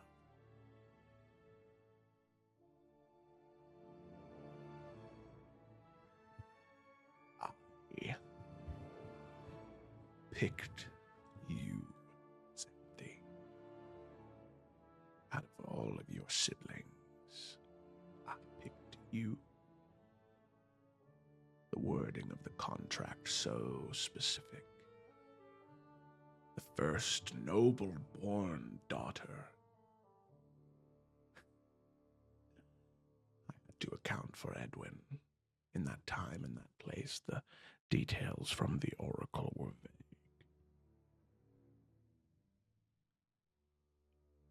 I would see you be queen. I think Adaria is small. Someone as strong as you, don't you think? I know I do.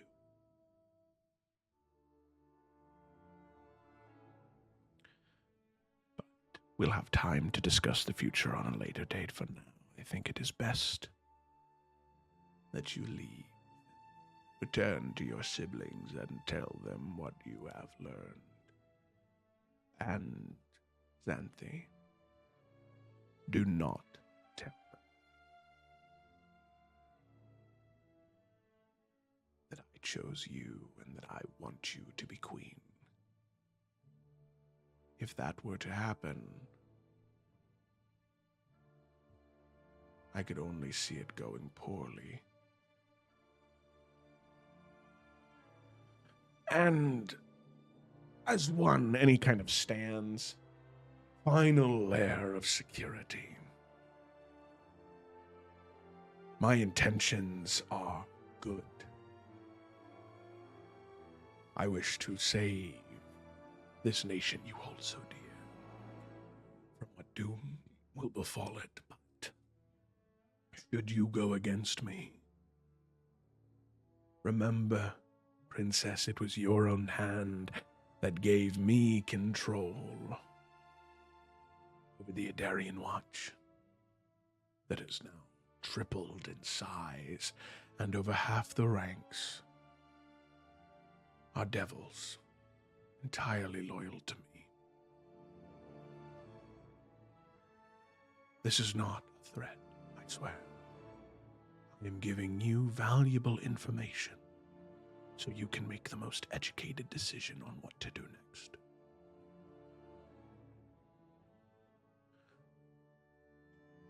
But now, I think it would be best if you leave, Princess. I'm tired, and I must rest. The devils that you have, though. Beyond security measures, they still keep to Adarian laws, yes. As long as I command them to do so.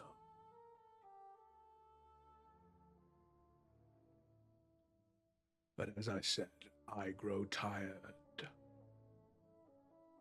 And I grow tired of this conversation. Prove your worth, and then we will discuss further. Be gone with you. I must rest. And Xanthi, with that, you feel compelled to leave and return to your room.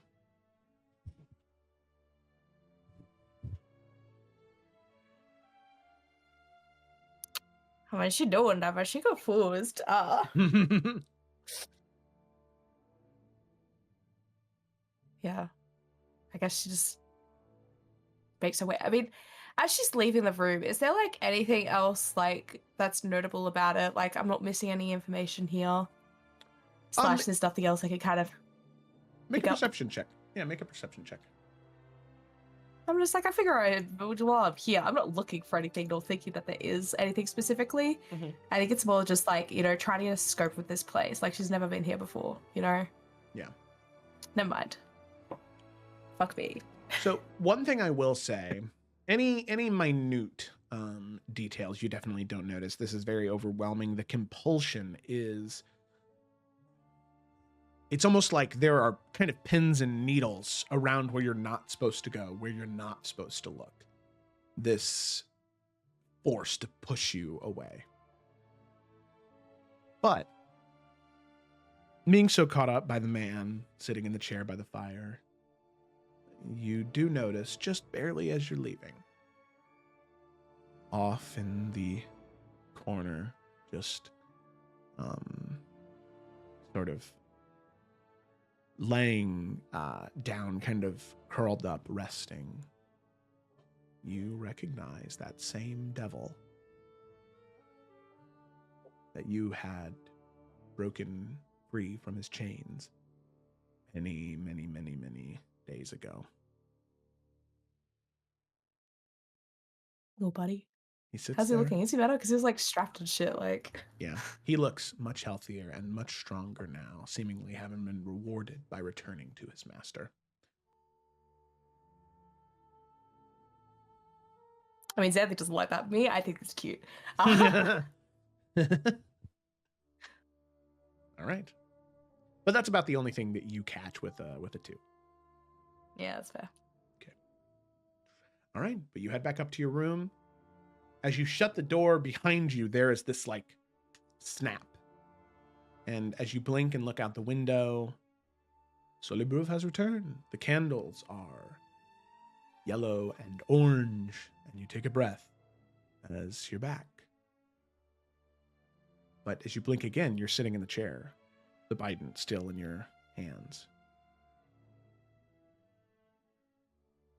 You swear you see yourself walking into the door and then vanishing. It's this weird, like, deja vu-like feeling. And you remember the conversation, you remember the context, you remember what you talked about, but there are bits that feel so fleeting and so far away, buried. But in terms of, going forward to tell everybody, everything from that conversation you'll be able to recall, but it's this kind of a weird cascade. Whenever you try and recall something, you're blank on most of it until you start talking about it. And then it just keeps coming and keeps coming and keeps coming until eventually you've recalled it all. It's very strange. But, Xanthi, as you return to Solibruv with your conversation with Mephistopheles, we're going to go ahead and take a quick break there. And we will be back shortly. Thank you so much. BRB. Yeah. Nah, it's okay. Here, I'll go get my dice. Nope, I'm already halfway down the stairs. Just use your portent, Felicity. Just use Oh, true. portent. No, not That'd be for funny. him. What do you 'Cause then he mean? definitely would recognize us. He's gonna recognize I know, but I only have an I'll 18 and a face. 14. us. It's the only thing I was about to say, like, It's get the it only on thing there, I had don't to cover bother. on my camera. I feel violated. Everything. I'm getting smothered to death right now. Just go to sleep. Just go to sleep. I wanted to hold this up here for when Caleb comes in. Why does it have to be so bad? I already danced in the Don't make me background. forget. I don't think anybody Why are saw you me. so shaky?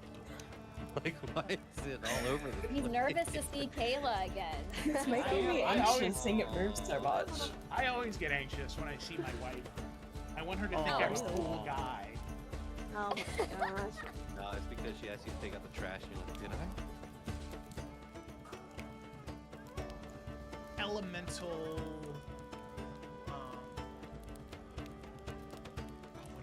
What is the word I'm totally blanking on? The word, not incarcerations, not incantations, not apparitions. No. Can you describe the word you're looking for?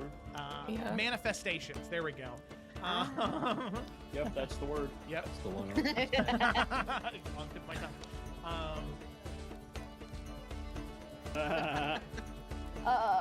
Constitution, DC 13, got it. Yeah.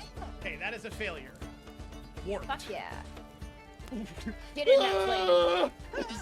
There we go. And he Okay. is going to start creeping backwards further into the woods. No one even sees me. She's just like, All right, and then Kaylin, you were gonna do something. I was just going to shoot a. What the fuck do I shoot? Eldritch Blast. Heavy sleeper. It's totally Caleb. Same name as your character. The fuck came up with They're not even the same. Learn how to speak, Gemma. Love ya. Okay. can't speak right. She's one. It makes her have a lisp. Just like a missing Her, tooth. her brain broke off in that horn, you know? Oh. Damn, that's crazy.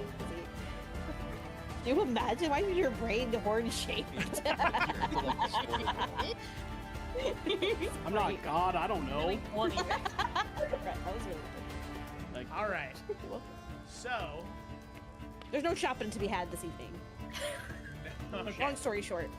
You, Let me just do it simply, please. Why must you? 10? 10 does not hit. Okay, well, good thing he has a second attack. Well, does that it? No. I love live. some things never change. You know, truthfully, it's Ryan's fault. What do you mean? Because you just went, well, it'll only be one bad if this we miss fucking everything. round. yeah. Anyways, I don't know. He whimpers. I don't know. He's a very bestial guy. I imagine that's what he does. Yeah. All right. Sad dog noises. Okay, sounds good. I guess seeing how. Not Unless I don't know how many charges you want to Oh use. no, I think it's only one charge. I just really wanted to cast the spell since I've gotten it, and now it's my time. Yeah, that's what I mean. Main guy, man. Where? Not the fucking grunts. Wait. Oh, you're talking about using it on the actual knight himself. Yeah, Sorap or whatever the hell. Yeah. Wait, that's so good. Oh yeah. wait, never mind. No, never mind, guys. I just read It's it. definitely gonna be like a witch. I think he's been dead You longer than can't hide 7 those days. flags. Oh yeah. Yeah, That's so funny. rough. God damn it! One day. What the fuck? Oh, that was point? good. Holy shit, dude. I was so excited. I was too. Just Looking at There's one more thing. I've disconnected.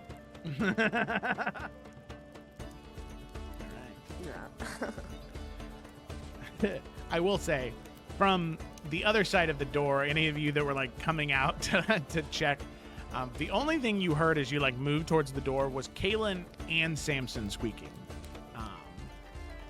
Kaylin was speaking ferret, not the other way around.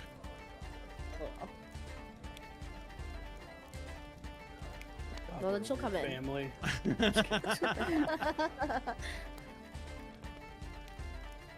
Sorry. He's gonna start picking the produce up, putting it onto the. Well, that has been in the snow. You're going to have to pay for that. Looks to Kaylin. I'm so sorry. Sometimes, his old eyes and the light, he just doesn't see and look in front of him very well. I will take care of that. Yes, I'm so sorry. We'll get you home, brother. I know. Can you big please brother. just pay me for the Here, produce he has ruined? Kaylin will give the man 2 platinum. Thank you. Please have a great rest of your day. Thank you, you as well. Sorry, everyone. The shop is closed for the rest of the day. Tink, tink. Suck for anyone else who wanted produce. Edwin just goes. Produce in the middle of winter. 5 points of damage to Sir Torlin. That's a fucking tank, is all I gotta say. He is undefeated in single combat. So Yeah, he is. What if he That's was his in a skirt. relationship? What? What does that mean? Single. Oh my god! It's okay. I'll go away for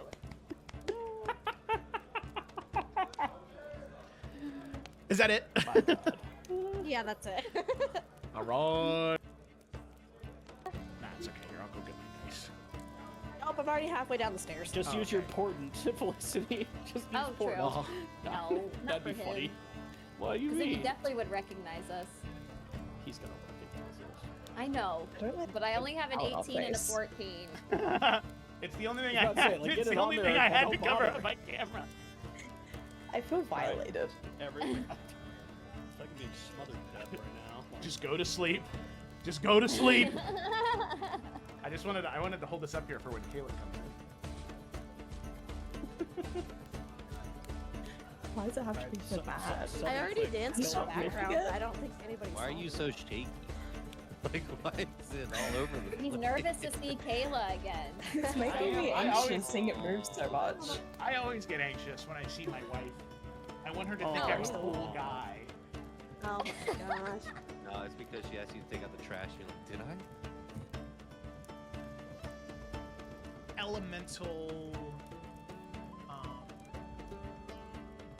What is the word? I'm totally blanking on. The word, not incarcerations, not incantations, not apparitions. No. Can you describe the word you're looking for? Yeah. Manifestations. There we go. Yep, that's the word. Yep. That's the one. On tip of my tongue. Constitution, DC 13, got it. Yeah. Okay, that is a failure. Warped. Fuck yeah. Get in that plane. There we go. And Okay. he is going to start creeping backwards further into the woods. No one even sees me. She's just like, All right, and then Kaylin, you were gonna do something. I was just going to shoot a. What the fuck do I shoot? Eldritch Eldritch Blast. Blast. Heavy sleeper. It's totally Caleb. Same name as your character. The fuck came up with They're not even the same. Learn how to speak, Gemma. Love ya. Okay. can't speak right.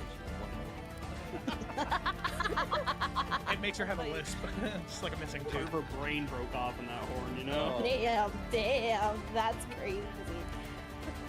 Can you imagine? Why is your brain horn shaped? Your intellect distorted the one. I'm not God, I don't know. Really funny. Right, that was really funny. Thank you. All right. So. There's no shopping to be had this evening. Okay. Long story short. You, Let me just do simply please. Why must you? 10? 10 does not hit. Okay, well, good thing he has a second attack. Well, God. does that it? No. I love life. Some things never change. You know, truthfully, it's Ryan's fault. What do you mean? Because you just went, well, it'll only be one bad if is we miss fucking everything. round. yeah. Anyways, I don't know. He whimpers. I don't know. He's a very bestial guy. I imagine that's what he does. Yeah. All right. Sad dog noises. Okay, sounds good. I guess seeing how. Not Unless I don't know how many charges you wanna use. Oh no, I think it's only one charge. I just really wanted to cast this spell since I've gotten it, and now it's my time. Yeah, that's what I mean. Main guy, man. Where? What the fucking grunts? Wait. Oh, you're talking about using it on the actual knight himself in here. Yeah, Sorath or whatever the hell. Yeah, wait. That's so good. Oh wait, never mind. No, never mind, guys. I just read He's it. definitely gonna be like a witch. I think he's been dead longer than can't hide 7 those days. lights. Oh yeah, Yeah. that's so funny. Rough. God damn it! One day. What the fuck is that was point? good. Holy shit, dude. I was so excited. I was too. Just Looking at There's one more thing. Disconnected.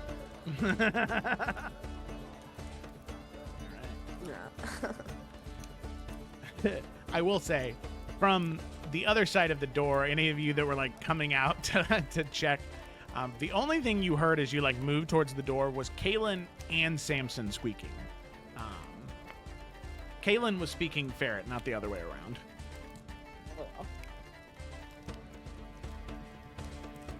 Well, then she'll come in. family.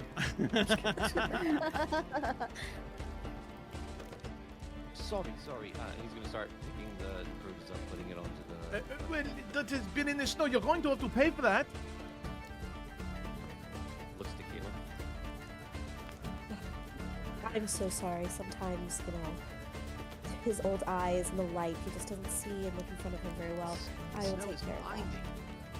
Yes, I'm so sorry. We'll get you home, brother. I know. Can you dear please brother. just pay me for the Here, produce he has ruined? Kaylin will give the man 2 platinum. Thank you. Please have a great rest of your day. Thank you, you as well. Sorry everyone, the shop is closed for the rest of the day. Tink, tink. Look for anyone else who wanted produce. Edwin just goes. Produce was the whole winter. 5 points of damage to Sir Torwin. He is undefeated in single combat. So Yeah, he is. What if he That's was his in a fair. relationship. what? What does that mean? Single. Oh my god! It's okay. I'll go away for a little. Is that it? Yeah, that's it. Alright. Nah, it's okay. Here, I'll go get my dice. Oh, I'm already halfway down the stairs. Just use your portent Felicity. Just use Oh, true. portent. No, not That'd for be funny. him. What do you Because then he mean? definitely would recognize us. He's gonna recognize I know, but I only have an 18 and a 14. It's the only thing I I was about to say, had. like, It's get the it on only there thing I and had don't to cover bother. up my camera.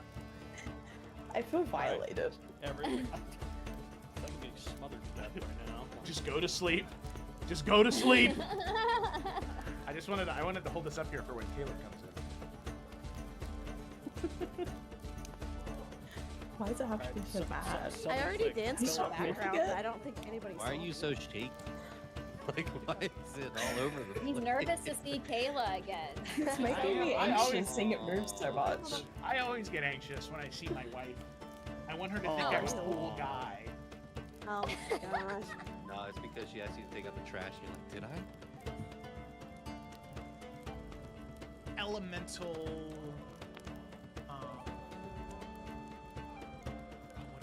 What is the word? I'm totally blanking. The word. Not incarcerations, not incantations,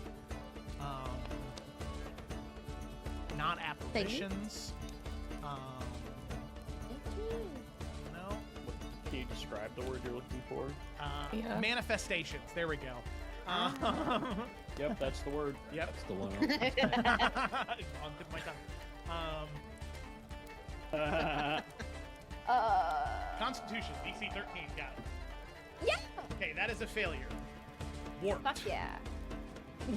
Get in that plane. There we go. And he Okay. is going to start creeping backwards further into the woods. No one even sees me. She's just like, All right, and then Kaylin, you were gonna do something. I was just going to shoot a. What the fuck do I shoot? Eldritch Blast.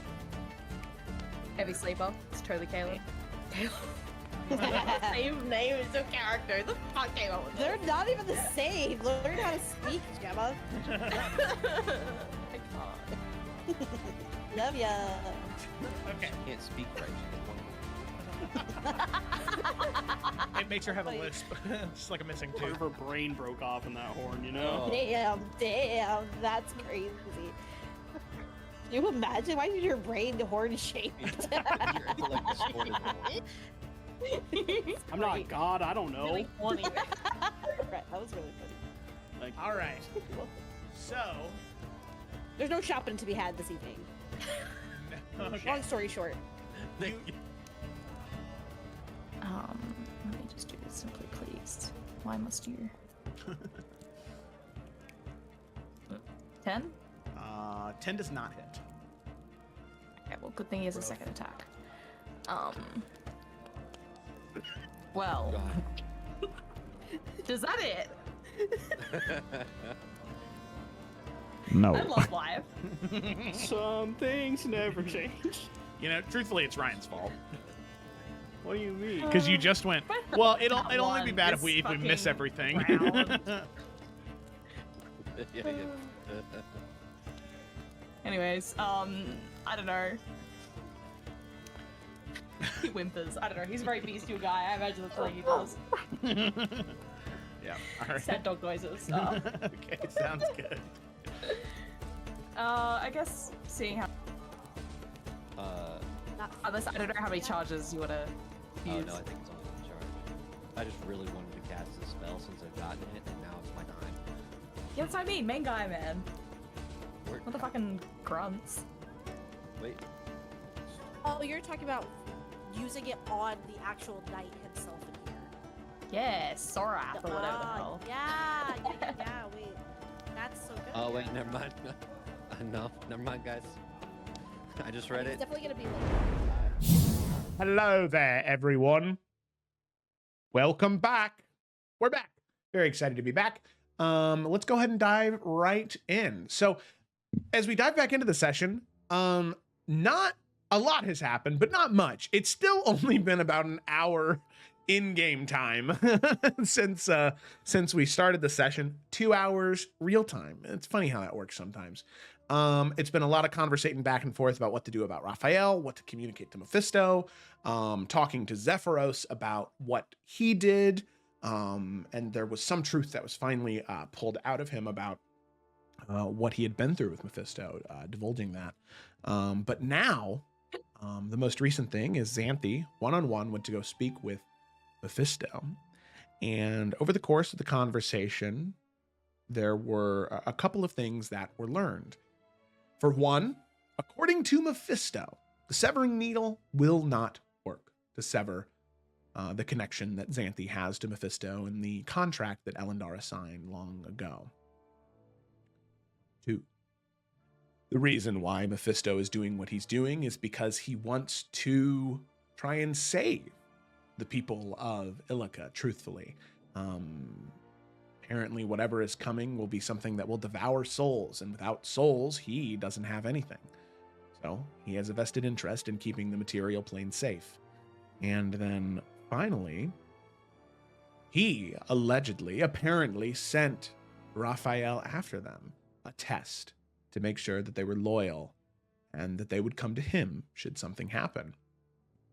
Now, the truth to any of those three things is hard to pin down, as Mephistopheles, being the archdevil, the lord of the eighth, one of the most powerful creatures in existence outside of the gods, has this uncanny ability of coercion and persuasion. Every word that drips from his mouth, it is undeniably interesting and so genuine, it seems. You want to believe everything that he says, and you want to acquiesce his every request. If he asks you to sit down, you sit down. It's what you wanted to do anyway. It so easily just grabs a hold of you, and it doesn't let go until eventually you break away from him. So it's hard to know what is truth and what is false. There's not even an opportunity to insight him. It just feels so right. You want to believe it. But with that information, Xanthi breaks away from her conversation. As Mephisto's appearance, it seems to falter over time. That young, handsome man, dripping with charisma, turns into a grumpy old man, some of that charisma fading away. The inside being exposed. But eventually Xanthi returns to the material plane. Returns from her conversation with Mephisto with new information. Now, the night has been very long. Xanthi, by the time that you return, it's probably 3 a.m. For the rest of the siblings, you all have heard nothing over the course of this conversation or this time, but you all decided to wait patiently. There was no sign of distress, so everything's hopefully okay. But none of you have been able to get a lick of sleep waiting. But, Xanthi, as you return to the material, you can tell that some time has passed just from the candles having burned quite a bit longer than what it feels like you were gone. What's the first thing you do when you get back? Is it to speak with your siblings, or is something else going to happen first?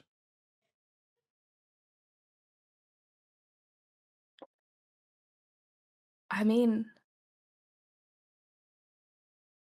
I feel like she would go straight to where they are. Yeah, easy enough. You I think there's nothing else really for her in this moment, and like it is late. Like, yeah, report back, be done, go sleep. Yep, you round the corner and knock on the door as one of you open it. Xanthi's there. She's returned.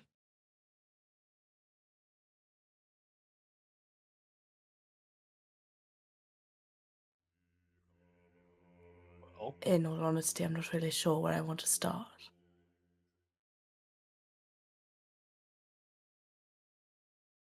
The most important thing, I suppose, we don't need to worry about the deal with Raphael. Nor him trying to harass or otherwise make dealings with us. Alright. That's good.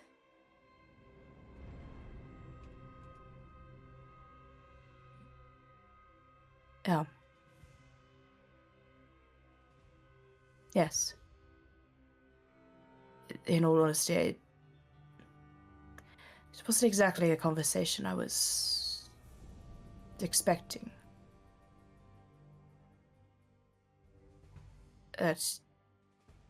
He did also want to share his investment in all of our plane, I suppose, beyond just Adaria. It seems that I believe whatever we're dealing with is something big enough to threaten it more than just threatening Adaria, or at least this corner of it.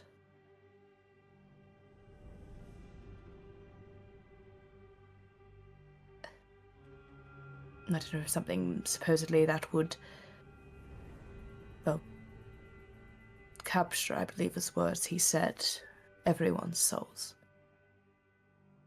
Across all of Illica.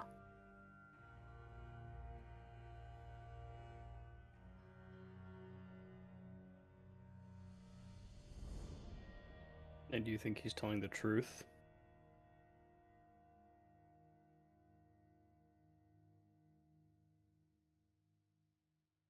There's logic behind it.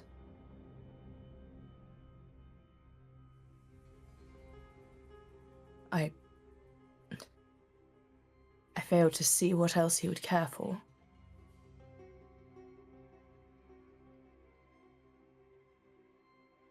Devils have always coveted souls.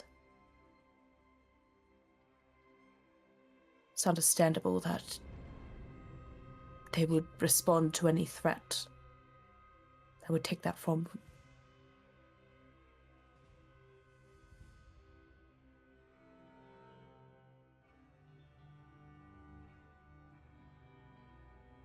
So whatever is coming is supposedly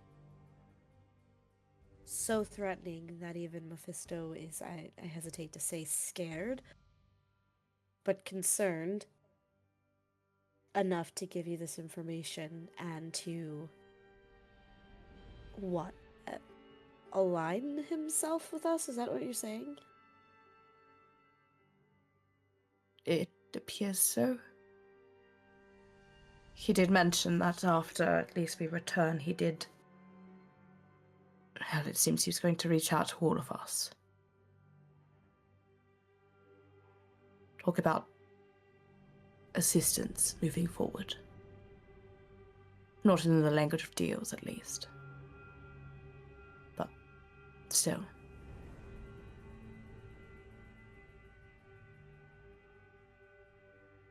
And Raphael, what did he say about that?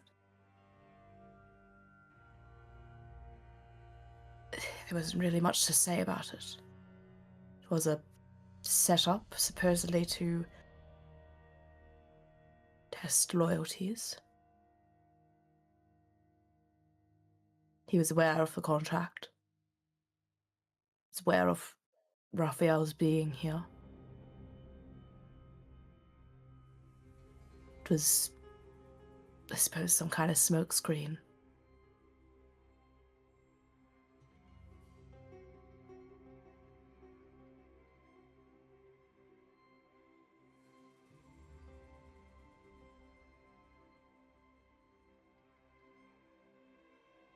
And so what? That he won't approach us again. Raphael, that is. As far as I'm concerned, he will not. Or at least, he shouldn't. Apparently any other further appearances from him will be against his will. Anything more is Raphael simply acting out of turn.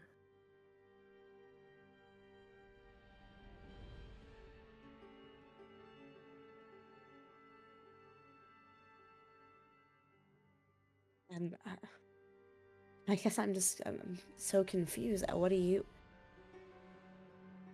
you make of all of this then, Xanthi?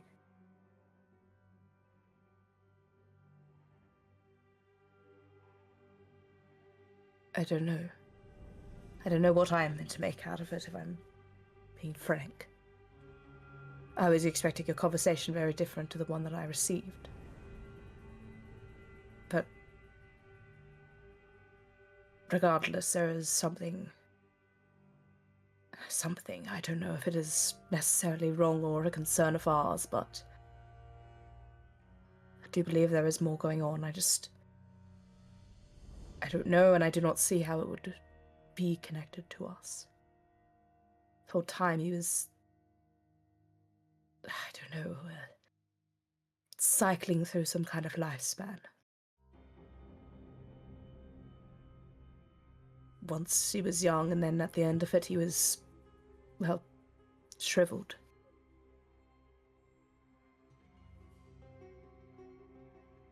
Again, So I'm not sure if it concerns us, but something. Well, I mean, there was some truth to what Raphael said, though. That he's, I don't know, I guess not sick, but at a limit? I don't know.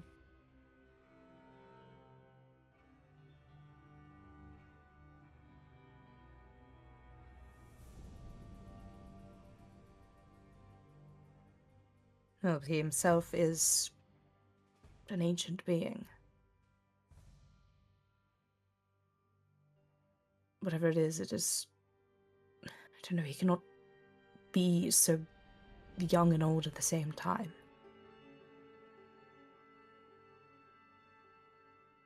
I can only assume that there is some respite from it, some way to regain that youth. Whatever it is, but again, I don't even know if it is a concern to us. Simply just a fact of his own being.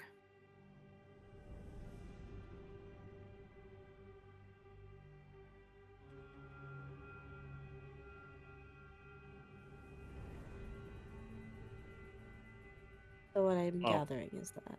Oh, go ahead. No.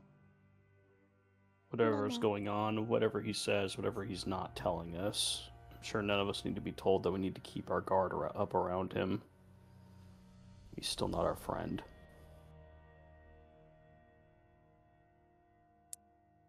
Doesn't need to be if we are still able to get benefit from. And only be friends with all those that benefit us, that are able to align with us. There's still use in that.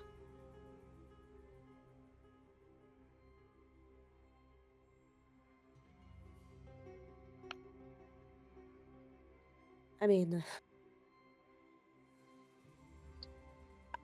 we are. I don't even know what to say.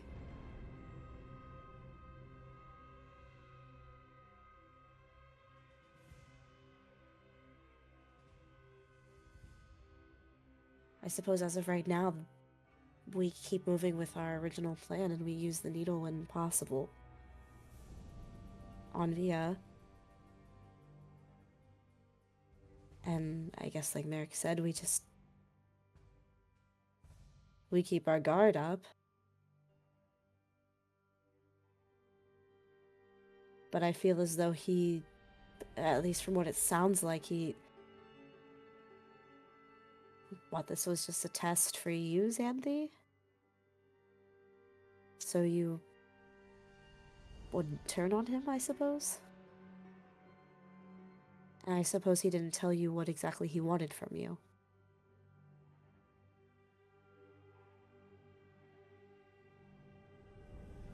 Seems it is just as simple as an investment. Have a hand in the field, so to speak, with whatever's coming.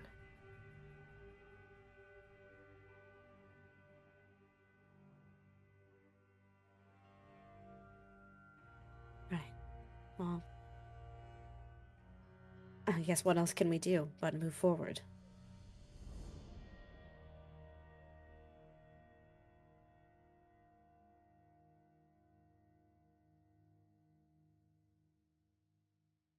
I'll get some sleep.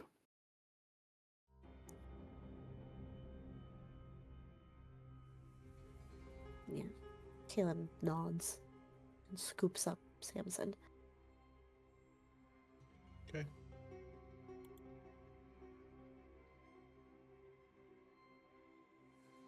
All right. With that, all of Keep you it done. head your separate ways and you go bedtime, sleepy. All of you head to sleep. No strange nightmares or visions befall you, and you wake up the next morning bright and early. Big day, big day, big day. So, as all of you wake up in the morning, you can see that business has returned to the brass compass. There is no longer this heavy weight lingering over it. The fireplace is roaring. Music is playing. People eat their breakfast. They joke. And it's like nothing happened last night. No one talks about leaving. It's just perfectly normal. So strange. So strange. But all of you wake up the next morning. You eat your breakfast. And I'm assuming you prepare yourselves to leave. Yeah. Did we ever hire those clerics, or are we just saying we Yeah. did that off camera during the free time since we had like 3 That's days to get that hilarious. done? I think that was assumed, right? During the 3 days.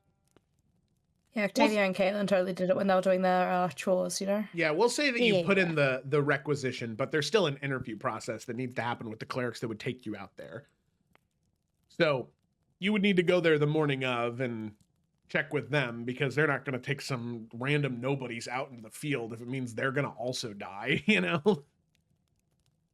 Yeah. Fair enough. Thank you for seeing Find some reason in that, everybody. balls. Right, so this is... Oh, wait a minute. Wait a minute. We don't always Wait a agree minute. with you, Joe. I'm on a long rest. Edwin, Are How's it feel, no buddy? more exhaustion. Yeah. He wakes up the next morning before anybody else for the first time in 3 days. Because he's old. I think that Edwin would actually wake everyone up. Well, I guess he would wake up Merrick first, because Merrick's in the room with him. What? Good morning, brother. Good morning. This is a wonderful day. How can you tell? I don't feel like shit. Hmm. That's good. Coffee? No, thank you. All right. Well, more for me. I'm going to go wake up our sisters. Take your time. We do have some interviews with clerics today. Nope. Merrick goes back to bed. He's gonna knock on the girl's door. When you say early, what time is it? It's probably like 6 o'clock, 6:30. We were up until. You want me to sleep for like 3 hours? We're tired. Go away. All right, fine. Caleb It's probably doesn't like 9 o'clock. 9. Yeah. Yeah, I was gonna say, we like went to bed really fucking late, like... Edwin did get a lot of sleep, but he woke everyone up at a proper time. It's 9 o'clock. So you need to get your proper long rest in, otherwise you're still at those exhaustion points, bucko. No, because the way it works is I have to sleep at least like 4 hours, and then the coffee takes care of the rest of it. Oh, yeah? yeah. Yeah. Sure. Yeah, studies have shown that. Yeah. Knocks on the door again. Good morning.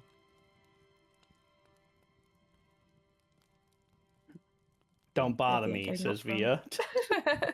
Hey, how about you fuck off, loser? Does that mean? Who let a raccoon in here? Oh, they And why found can it me! Oh talk? shit! A raccoon jumps out of your window, Kaylin second. and Xanthi. They're on to us, Philly. We gotta go. Good reference. Good reference. Nice. All right, we Good can stop morning, the bit now. Edwin. Oh, okay. It's time to wake up. Or are you going to continue sleeping? It is 9 o'clock. Exactly. Galen's gonna like throw a shoe in his direction. Well, the door's still shut, so I guess it just thuds across the... Yeah, you hear the thud. Your presence is not Jesus. welcome. Who? All right. I'm going to assume that's a no. We have things to See you do. soon. You Mm-hmm. can leave us, Edwin. Mm-hmm. Yeah, leave us, Edwin. Yeah. Get it, Nice. Octavia. He just whispers. So under after breath. 30 more minutes, because everybody in the girls' room hit snooze, then we'll appear. Fiddle. It's fiddle. No, what sound do bunnies make when they scream? Cat. Gotta ask Felicity's Tiffany. not here to answer that. There you go. Perfect. All right. Use that for your alarm clock in the morning. I promise it'll wake you up. All right. So everybody eventually wakes up. You eat some breakfast and you gather all your belongings. You are, well, when you come back to Solele after all is said and done, you'll only be here for a short time. as you'll then be traveling south down towards Kilmir and hopefully regrouping, I mean, with the rest of the with your NPCs. However, bags packed, ready to go. All of you ready to head off to the church where you are recruiting these clerics from. The order has been put in. This morning is going to be your sort of final interview with the 3 clerics that have been selected to go with you to make sure that it's a good fit. If you're going to be traveling into unknown, dangerous lands, probably good to make sure the vibes are going to work okay, and that they know that you can handle going out there. You all are gathering your things, and as you eat your breakfast and finish off the food, all of you step outside. You can see that Elim has already gathered the horses as well as the supplies for the journey south for the other 4. And in this moment, there are some goodbyes that are had as you'll be going your separate ways for, for 4 or 5. Well, I guess it'll take you about 3 days to get to the Scorched Sepulchre, and then 3 days back, and then 4 days south. So a little bit more than a week. 10-ish days you'll be gone, separated. So each one of them will kind of say their goodbyes to you as you're preparing to go off your separate ways. A couple ones of note. Torwin, to you, Xanthi, wishing you luck and hoping you stay safe. He kind of pulls you off to the side a little bit and says, "Well, I want you to know I did offer it to Merrick. He decided against it. I think maybe Seemed he... rather angered by a lot of things. I question what exactly your conversation with him was. Well, I promise it wasn't anything in our conversation. There was one thing he asked me, and I think it told me a lot. Your father was the one who knighted me. And he asked if I knew why. And I'll tell you the same thing I told him. I don't know. I don't. My suspicion is that it was a good faith between House Astralor and House Falkrest. But I don't know otherwise, and I think maybe your brother feels like he still has something to prove to your father, perhaps. And maybe that's what he's waiting for. To receive that blessing from him. But who knows with that one, honestly? knows indeed. But I want you to know that I'm greatly appreciative of the words that you spoke of him.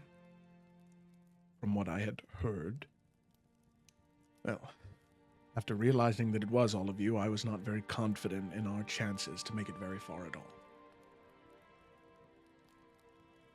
But you've proven those initial thoughts wrong. And You had doubts about us. I wouldn't say doubts. I had worries. Sounds like doubts. I had worries. Transparent. I was worried. But you proved me wrong. All of you did. And I want you to know, Princess, although I have my apprehensions about serving the Lady Paramount, not for any other reason than what I had described before, but I want you to know that if you ever need a loyal sword by your side, you can always count on me. Always.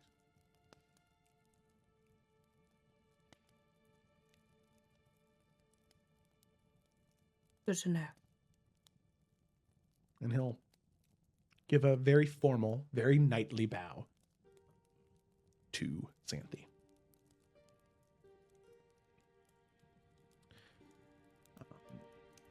After that, Elam is going to come over to you, Merrick. And he's going to kind of, clasp you on the shoulder, pat you on the back, and say, all right, well, here it is. Listen, I'm going to make you a promise, all right? Between now and when you get to that teleportation circle, I promise you I won't die in between then, all right? No reason to say bye, no reason to see you later.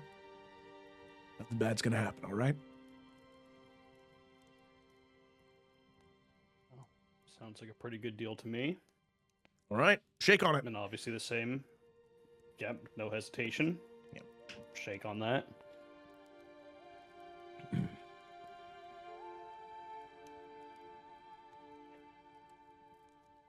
Is there anything you need to tell me before you go, though? Well, there's only one thing, I think.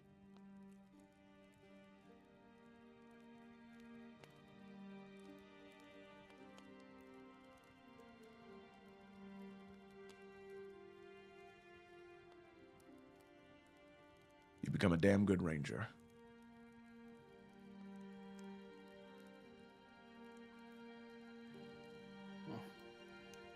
With a teacher like you, how was I going to fail on that? Oh, come on. He kind of like jabs you in the stomach. Damn. Now, still a little slow. Rip. We'll work on that. Next time. Next time. All right. Best of luck out there. Right back at you. Just no unnecessary risks, yeah? No unnecessary risks.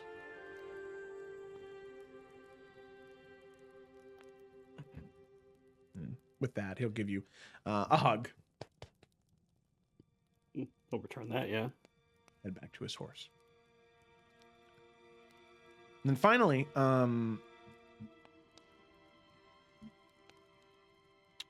well, there is. We'll cut back to one between Via and Moreau actually gives something to Via, but Zephyros is going to move over to Kaylin and Edwin, where the two of you are.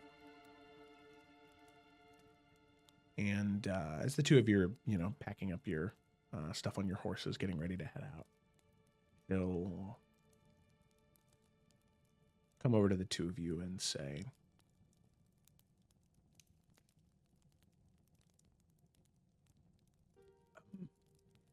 a moment, if I may, you two. Of course.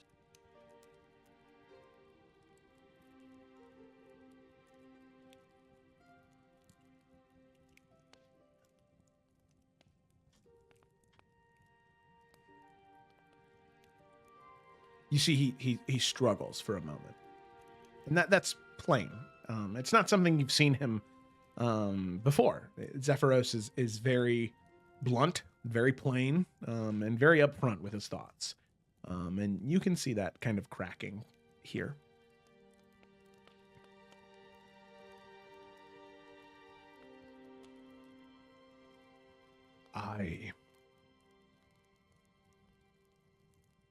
I'm not quite ready to say that I was wrong about all of you.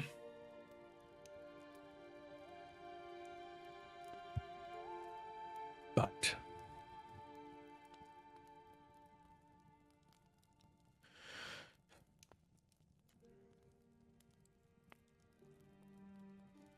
I know that for the two of you, I'm sure things were never easy.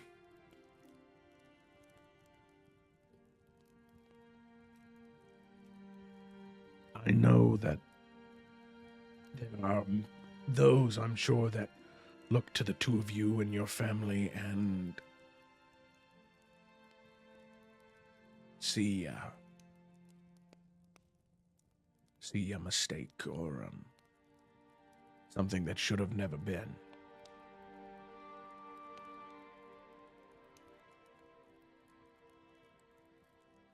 But I want you to know that that's not true. And this may have been something that you have discovered on your own. Neither one of your children, although it may feel like it sometimes, but you are important to your family, to your house, if that matters to you.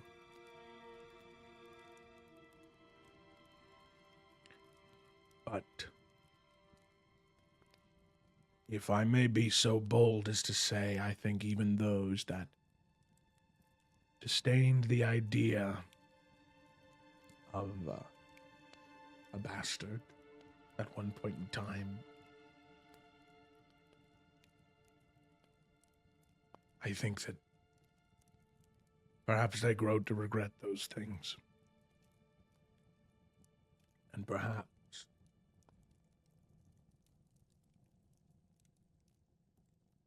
they wish they would have done more.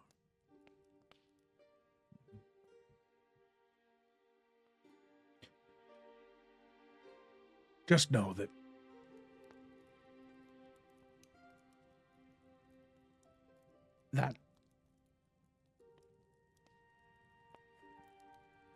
what I think of you doesn't matter.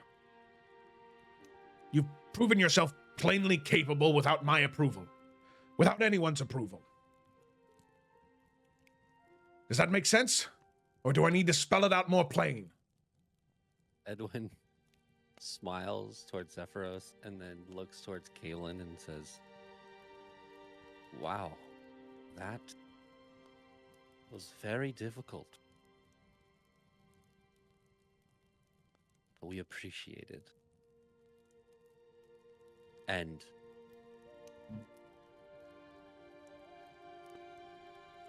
we appreciate all of your help, Zephyros, and your kind words." Well, I also know that you of all people will no longer judge a book by its cover either. So it seems as you never had the right to do so.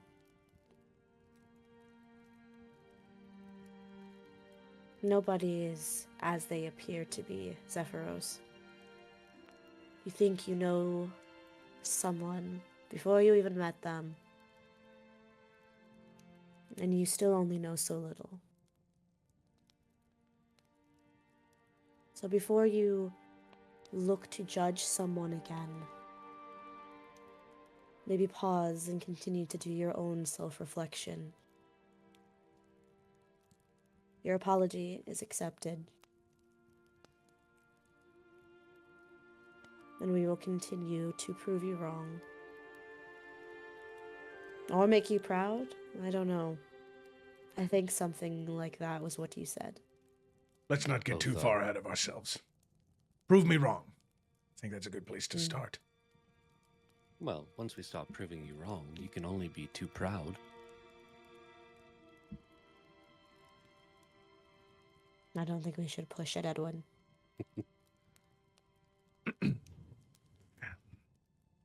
Kaelin, do you mind if I have a brief word with Edwin?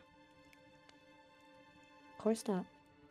Edwin looks to Kaelin, his eyes get a little wide. Oh. Kaelin smiles and wanders off. Run, Edwin, he's gonna kill you. He's gonna do it quietly. Get out of there. He's an assassin. Assassino! Assassino! Okay. No. Don't drink anything he offers you.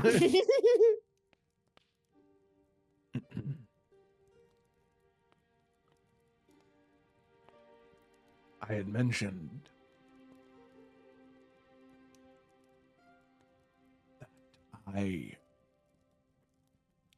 that I had met with your uncle. Well, I had met with Rainier, yes. And Talon, to tell them of the book, of course, like I said. Separately, it was not at the same time, but I had met your Uncle Edamir.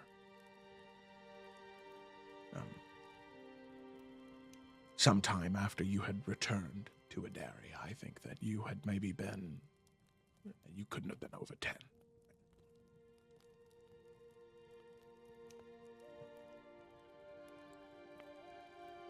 The delegations between the merchant families I represented from Maldaris and the trade negotiations between the houses of Adaria had been tense. But I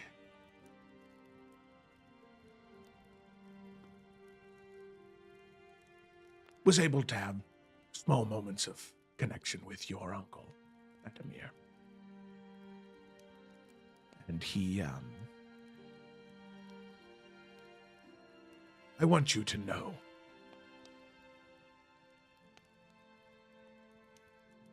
because I'm sure that you have heard, whether through the grapevine or the whispers of other nobles, that he had a disdain for you and any other bastard. But I want you to know that in the end he regretted it. He wished he could have been a better uncle to you. He wished that he could have been better to you and to your father.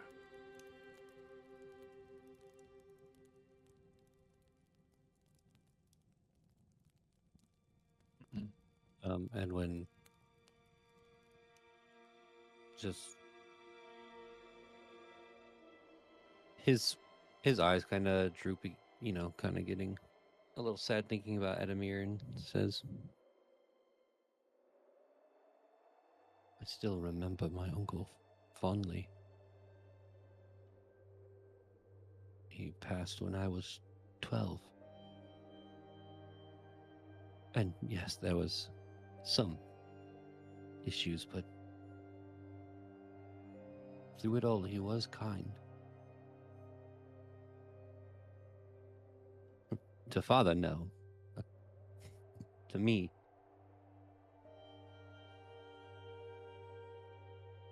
I guess if that is true, what you're saying, that he wished he was treating me better. And I hope that somewhere, wherever he is, he knows that his life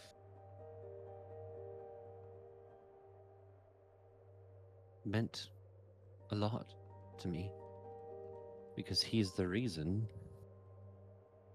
that I am what I am now. So, in a bit of cruelty in a way, because of his death, is why I am here, doing all this. Yes. Well, best of luck in your journey, Edwin. You as well, Sephiroth. And I promise, looks directly eye to eye, that I will not talk down to devils and watch my tongue around otherworldly entities. Whoever gave you that advice was incredibly wise, I would say. And he kind of grumbles as he turns to walk away.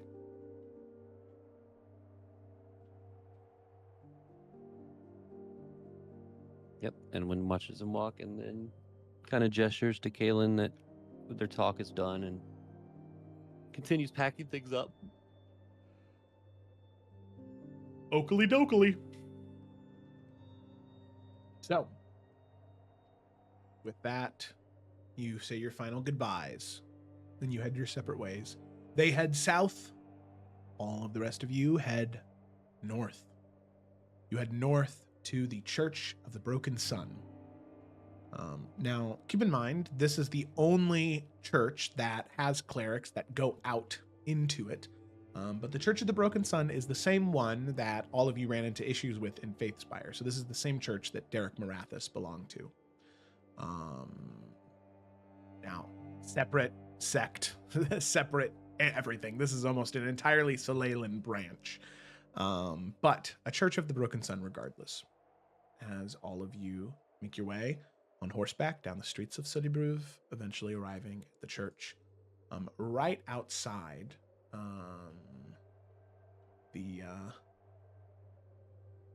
or not right outside, right next to the gate leads out. Hello?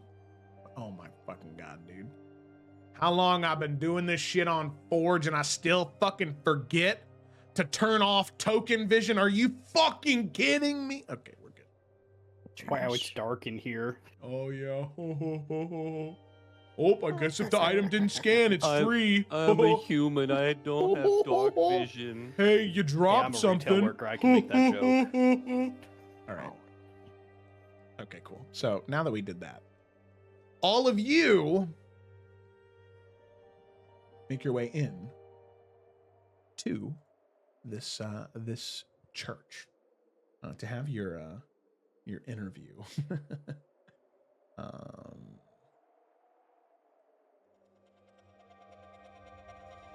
Shit. Goddamn. The building, as you approach and enter,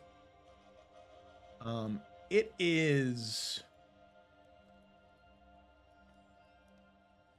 so much older than the rest of the city. The architecture is different. The deep stone, worn smooth, arched windows. You can see they capture the light and scatter it across the floor in these like fractured patterns, almost enhancing the sunlight. Someone has maintained this building with devotion for a very long time. Inside, as you step inside, it smells like beeswax, old stone, and something medicinal. You can see shard channelers move quietly between these side chapels, and the solar champions, the individuals that wear that heavy plated armor that stand twice the width of a normal man and almost 2 times as tall. They stand beside the door in that sun-blessed armor, watching like statues. As all of you approach, there's a cleric that leads you off to a side chapel, where you will meet with the 3 clerics that have been assigned to guide you.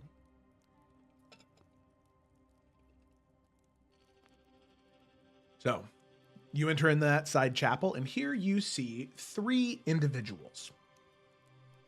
There is a heavyset man in his mid-50s, almost entirely shaven bald head. You can see he has just little bits of scruff around his chin and above his lip. You see a woman with short cropped hair off in a back corner wearing sort of lighter plate mail. And then most interestingly enough, you see a true outsider to Solebruv and even to Solele. You see a what all of you assume to be a merfolk. A true anomaly to Solele and to Adaria. Individuals that are not really seen outside of either A, coastal cities, or B, the far, far, far east. But these are the 3 individuals that you see. The merfolk man, teal skin, sort of grayish blue hair. All of them wearing small elements of white and gold, except for the merfolk decorated with more blues and teals. As the elderly man is the first to introduce himself, he says, "So then, you all must be the Northgate party, that is correct?" "Yes." That is correct. My name is Pierre Voss. I will be the lead cleric on this expedition. I will go share that. I love this guy. What an old man. So just so you know, That you are the 3rd group this month who is wanting escort to the unhallowed fields that far. there have been other groups that have made it halfway past daybreak and they return. They are frightened, they are scared, rightfully so. It is terrifying to be out there at night. So, there are some things that we want to finalize here about not only where you are going, how long you plan to stay there, and we would like to know what exactly you are looking for out there. However, if that is your information that you wish to keep, it is your information that you will keep. It just makes our jobs a bit easier. So,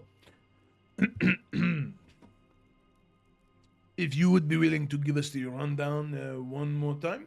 And you all can give them the rundown out of character.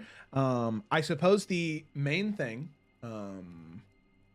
to know is, do you tell them that you're heading towards the Scorched Sepulchre, as that's a known landmark, but any information about why? I mean, I think we're just gonna be saying that we've been like tipped off that there's some valuable thing out there, like we're just doing it for the riches, you know, like no other reason. Okay. That's right, because we're Yeah. merchants and sell swords right now. Yeah. Yep. Cool. All right. So you run through all that. Yes. Very good, very good. All right. Here, one final check. Here are your documents. If you could just please sign those. It is so we have full understanding and accountability of what we will provide for all of you. We will be providing wards every single night so you may sleep soundly, knowing the undead will not breach through and tear you from limb to limb in the great darkness of the unhallowed lands. We will keep you safe at night. Should any undead rise during the day, we will fight with you on your behalf. What we will not do is we will not go dungeon delving. Any undead that find you in the crypt and run out into the daytime, they are your responsibility to deal with them. Undead that are in crypts, they wish to rest. They would not come out unless you provoke them. Those will be your responsibility. But should they cross the threshold into our campsite, then, well, or should they attempt to, then we will help dispatch them. That is what the documentation says there. Does that make sense? Does? Well done, fantastic. The last thing to discuss then is the price. So, it is not cheap to reserve this. Based off of how far you'd like to go, the risk of it, it breaks down into one payment now, and then should we all return, you will receive half of that payment back. Should we all perish, funds must go towards replacing the three of us and making sure the church is not without. Make sense? Does. Very good. So, it will be 2,000 gold pieces now, and when we return, you will receive 1,000 pieces back. Perfect. Very good. Give me 1 second. Of course, of course. It's about to say that's cheaper than I expected it. Like, Hey, how many of shush that? it. And they're really Hey, worth hey, 1,000 hey. gold? Yeah. Don't, hey, let's say we you know just chill out. All right, you don't have to tell them that. What's It's just like you're putting 2,000 down a gold? security deposit. It's like, oh yeah, how much are these people worth? 1,000 gold. 2,000 gold would be Jesus. 200 platinum, right? Correct, yeah. All right, we don't have that. All right, I'll just do 2,000. 1,000 gold for the clerics. Mm-hmm. All right, there we go. It is a deal. Thank you very much. The church appreciates your patronage, and we will do everything in our power to keep you safe in the unhallowed lands. As I understand that you are hoping to leave right now? That'd be preferable, yes. Very good. It would be preferable for us too. Believe it or not, it is much more enjoyable to travel the unhallowed lands during the daytime than the nighttime, right? Only makes sense to me. Come on, up. Easy ball. Adios, please. Rise. Let's go. We have work to do. and you can see the other two rise and begin to move. Isabeau and Aris. Dude, I don't even give a shit about the other two. Like, this guy is the guy. Like, I want him to travel with us the entire time. We have Isabeau, the woman observer. Don't.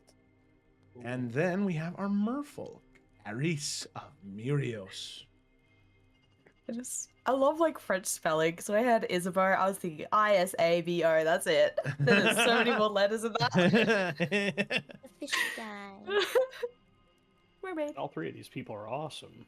Yeah. Mhm. Yeah, good art. Of Good art. Mirios. Ooh, wonder if he knows. No, kidding. So, Oh, that's not even the right place. Never mind, okay. I'm thinking Thrall. So, I was thinking of Thrall. oh yeah, Elysia now. But yeah. So as all of you are kind of beginning to move out, I'm assuming you guys have your weapons on you, preparing to go out in a place with undead, right? Yeah. Oh yeah. 100%. So as you're sort of saddling back up, the clerics end up riding next to you. You kind of got your weapons out. You're readjusting a bit. Xanthi, Isabeau, she kind of pulls up next to you. She looks at the Biden and looks at you and says, "It is an impressive weapon. It is quite beautiful." Indeed it is. She rides. She rides away. Noted. I Alright. mean, hold on. From that, is Xanthi getting anything else? Like, it's not just a nice weapon, is it? Or she's a fancy girl? Is she a fancy girl? You can see that as she kind of rides past, you can see the sword that she has on her scabbard. You can see that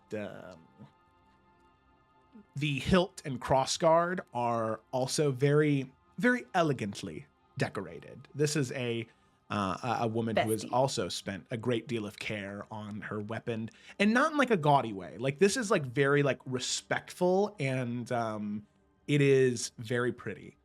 You can see it's kind of like a wrapping hand crossguard where it's like the metalwork is so beautiful. Lots of golds, lots of whites. So not the silvers and blues, but there's some gold and there's a little bit of red in there as well. But it was a genuine compliment. Like, it's a nice looking weapon you got Yeah, there. I think when she's like riding away and Xanthi's able to notice that, she'll just kind of like call back. Have a nice blade yourself. Thank you. And she'll ride on. Hell yeah. All right. Joe, I have a question for you. Yeah. What's up? It's undead, so maybe Edwin already knows. But I want to know. I have a spell called Daylight, right? Is that effective against the undead? Or like, are the undead out here? They're literally not coming out during the daylight because it's daylight, Not because or they're it's just sleeping. daylight. They're just at rest during the daytime. It is at night when they try and they come out of their tombs and they try and breach the walls of Solibruv to take back their artifacts. Okay.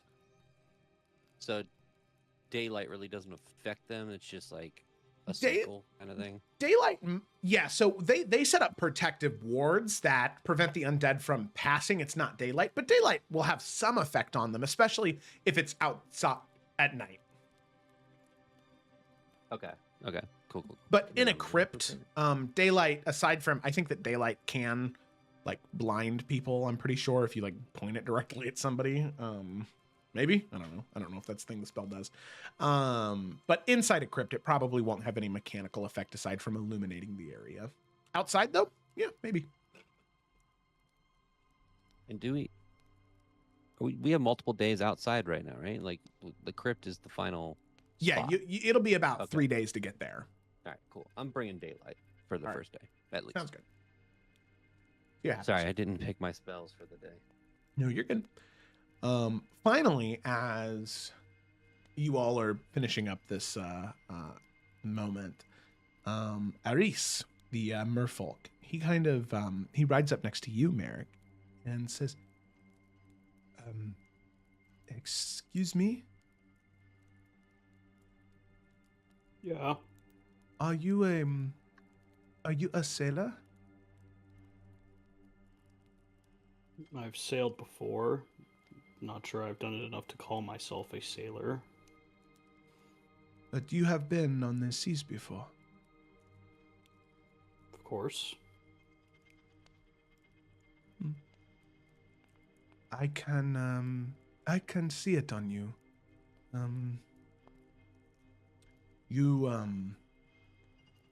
You look like waves. I can hear it.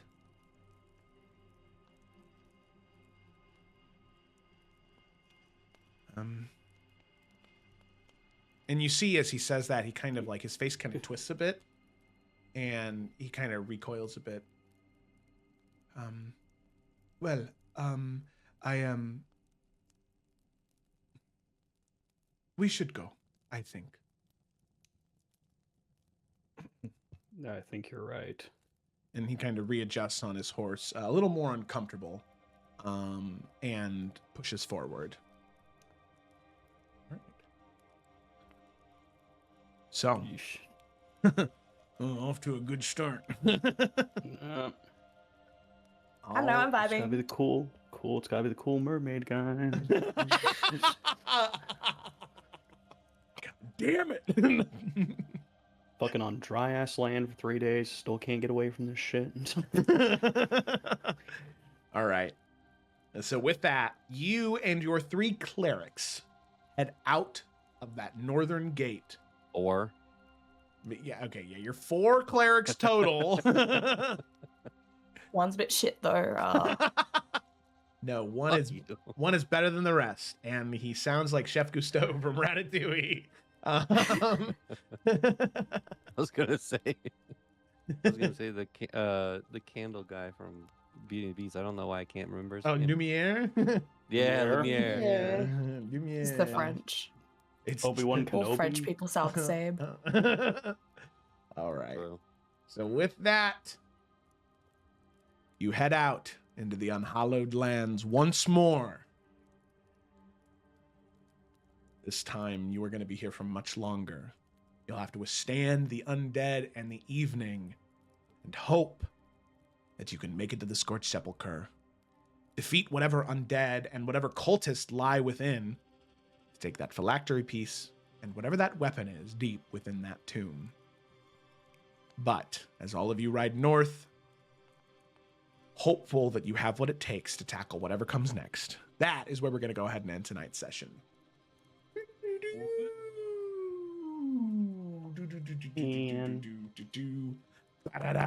So thanks so much for watching, everybody. I hope that you enjoyed. I know I did. We will be back next week. Felicity will hopefully be back. Hopefully it doesn't take her longer than a week to feel better, but I've been there before. Sometimes that sickness, it don't stop. Next week, we will not have Kayla, so we will be missing somebody next week, but I figured while I'm thinking of that now, I can say it, put it out there. So thank you so much for watching, everybody. Hope you enjoyed. I know I did. Thank you to Freya for the gifted subs. I definitely did not say anything when it happened because I was locked the fuck in, and I'm sorry for missing that, but thank you so much. That was so nice. All of you are wonderful. Thank you so much for watching. We'll see you in the next one.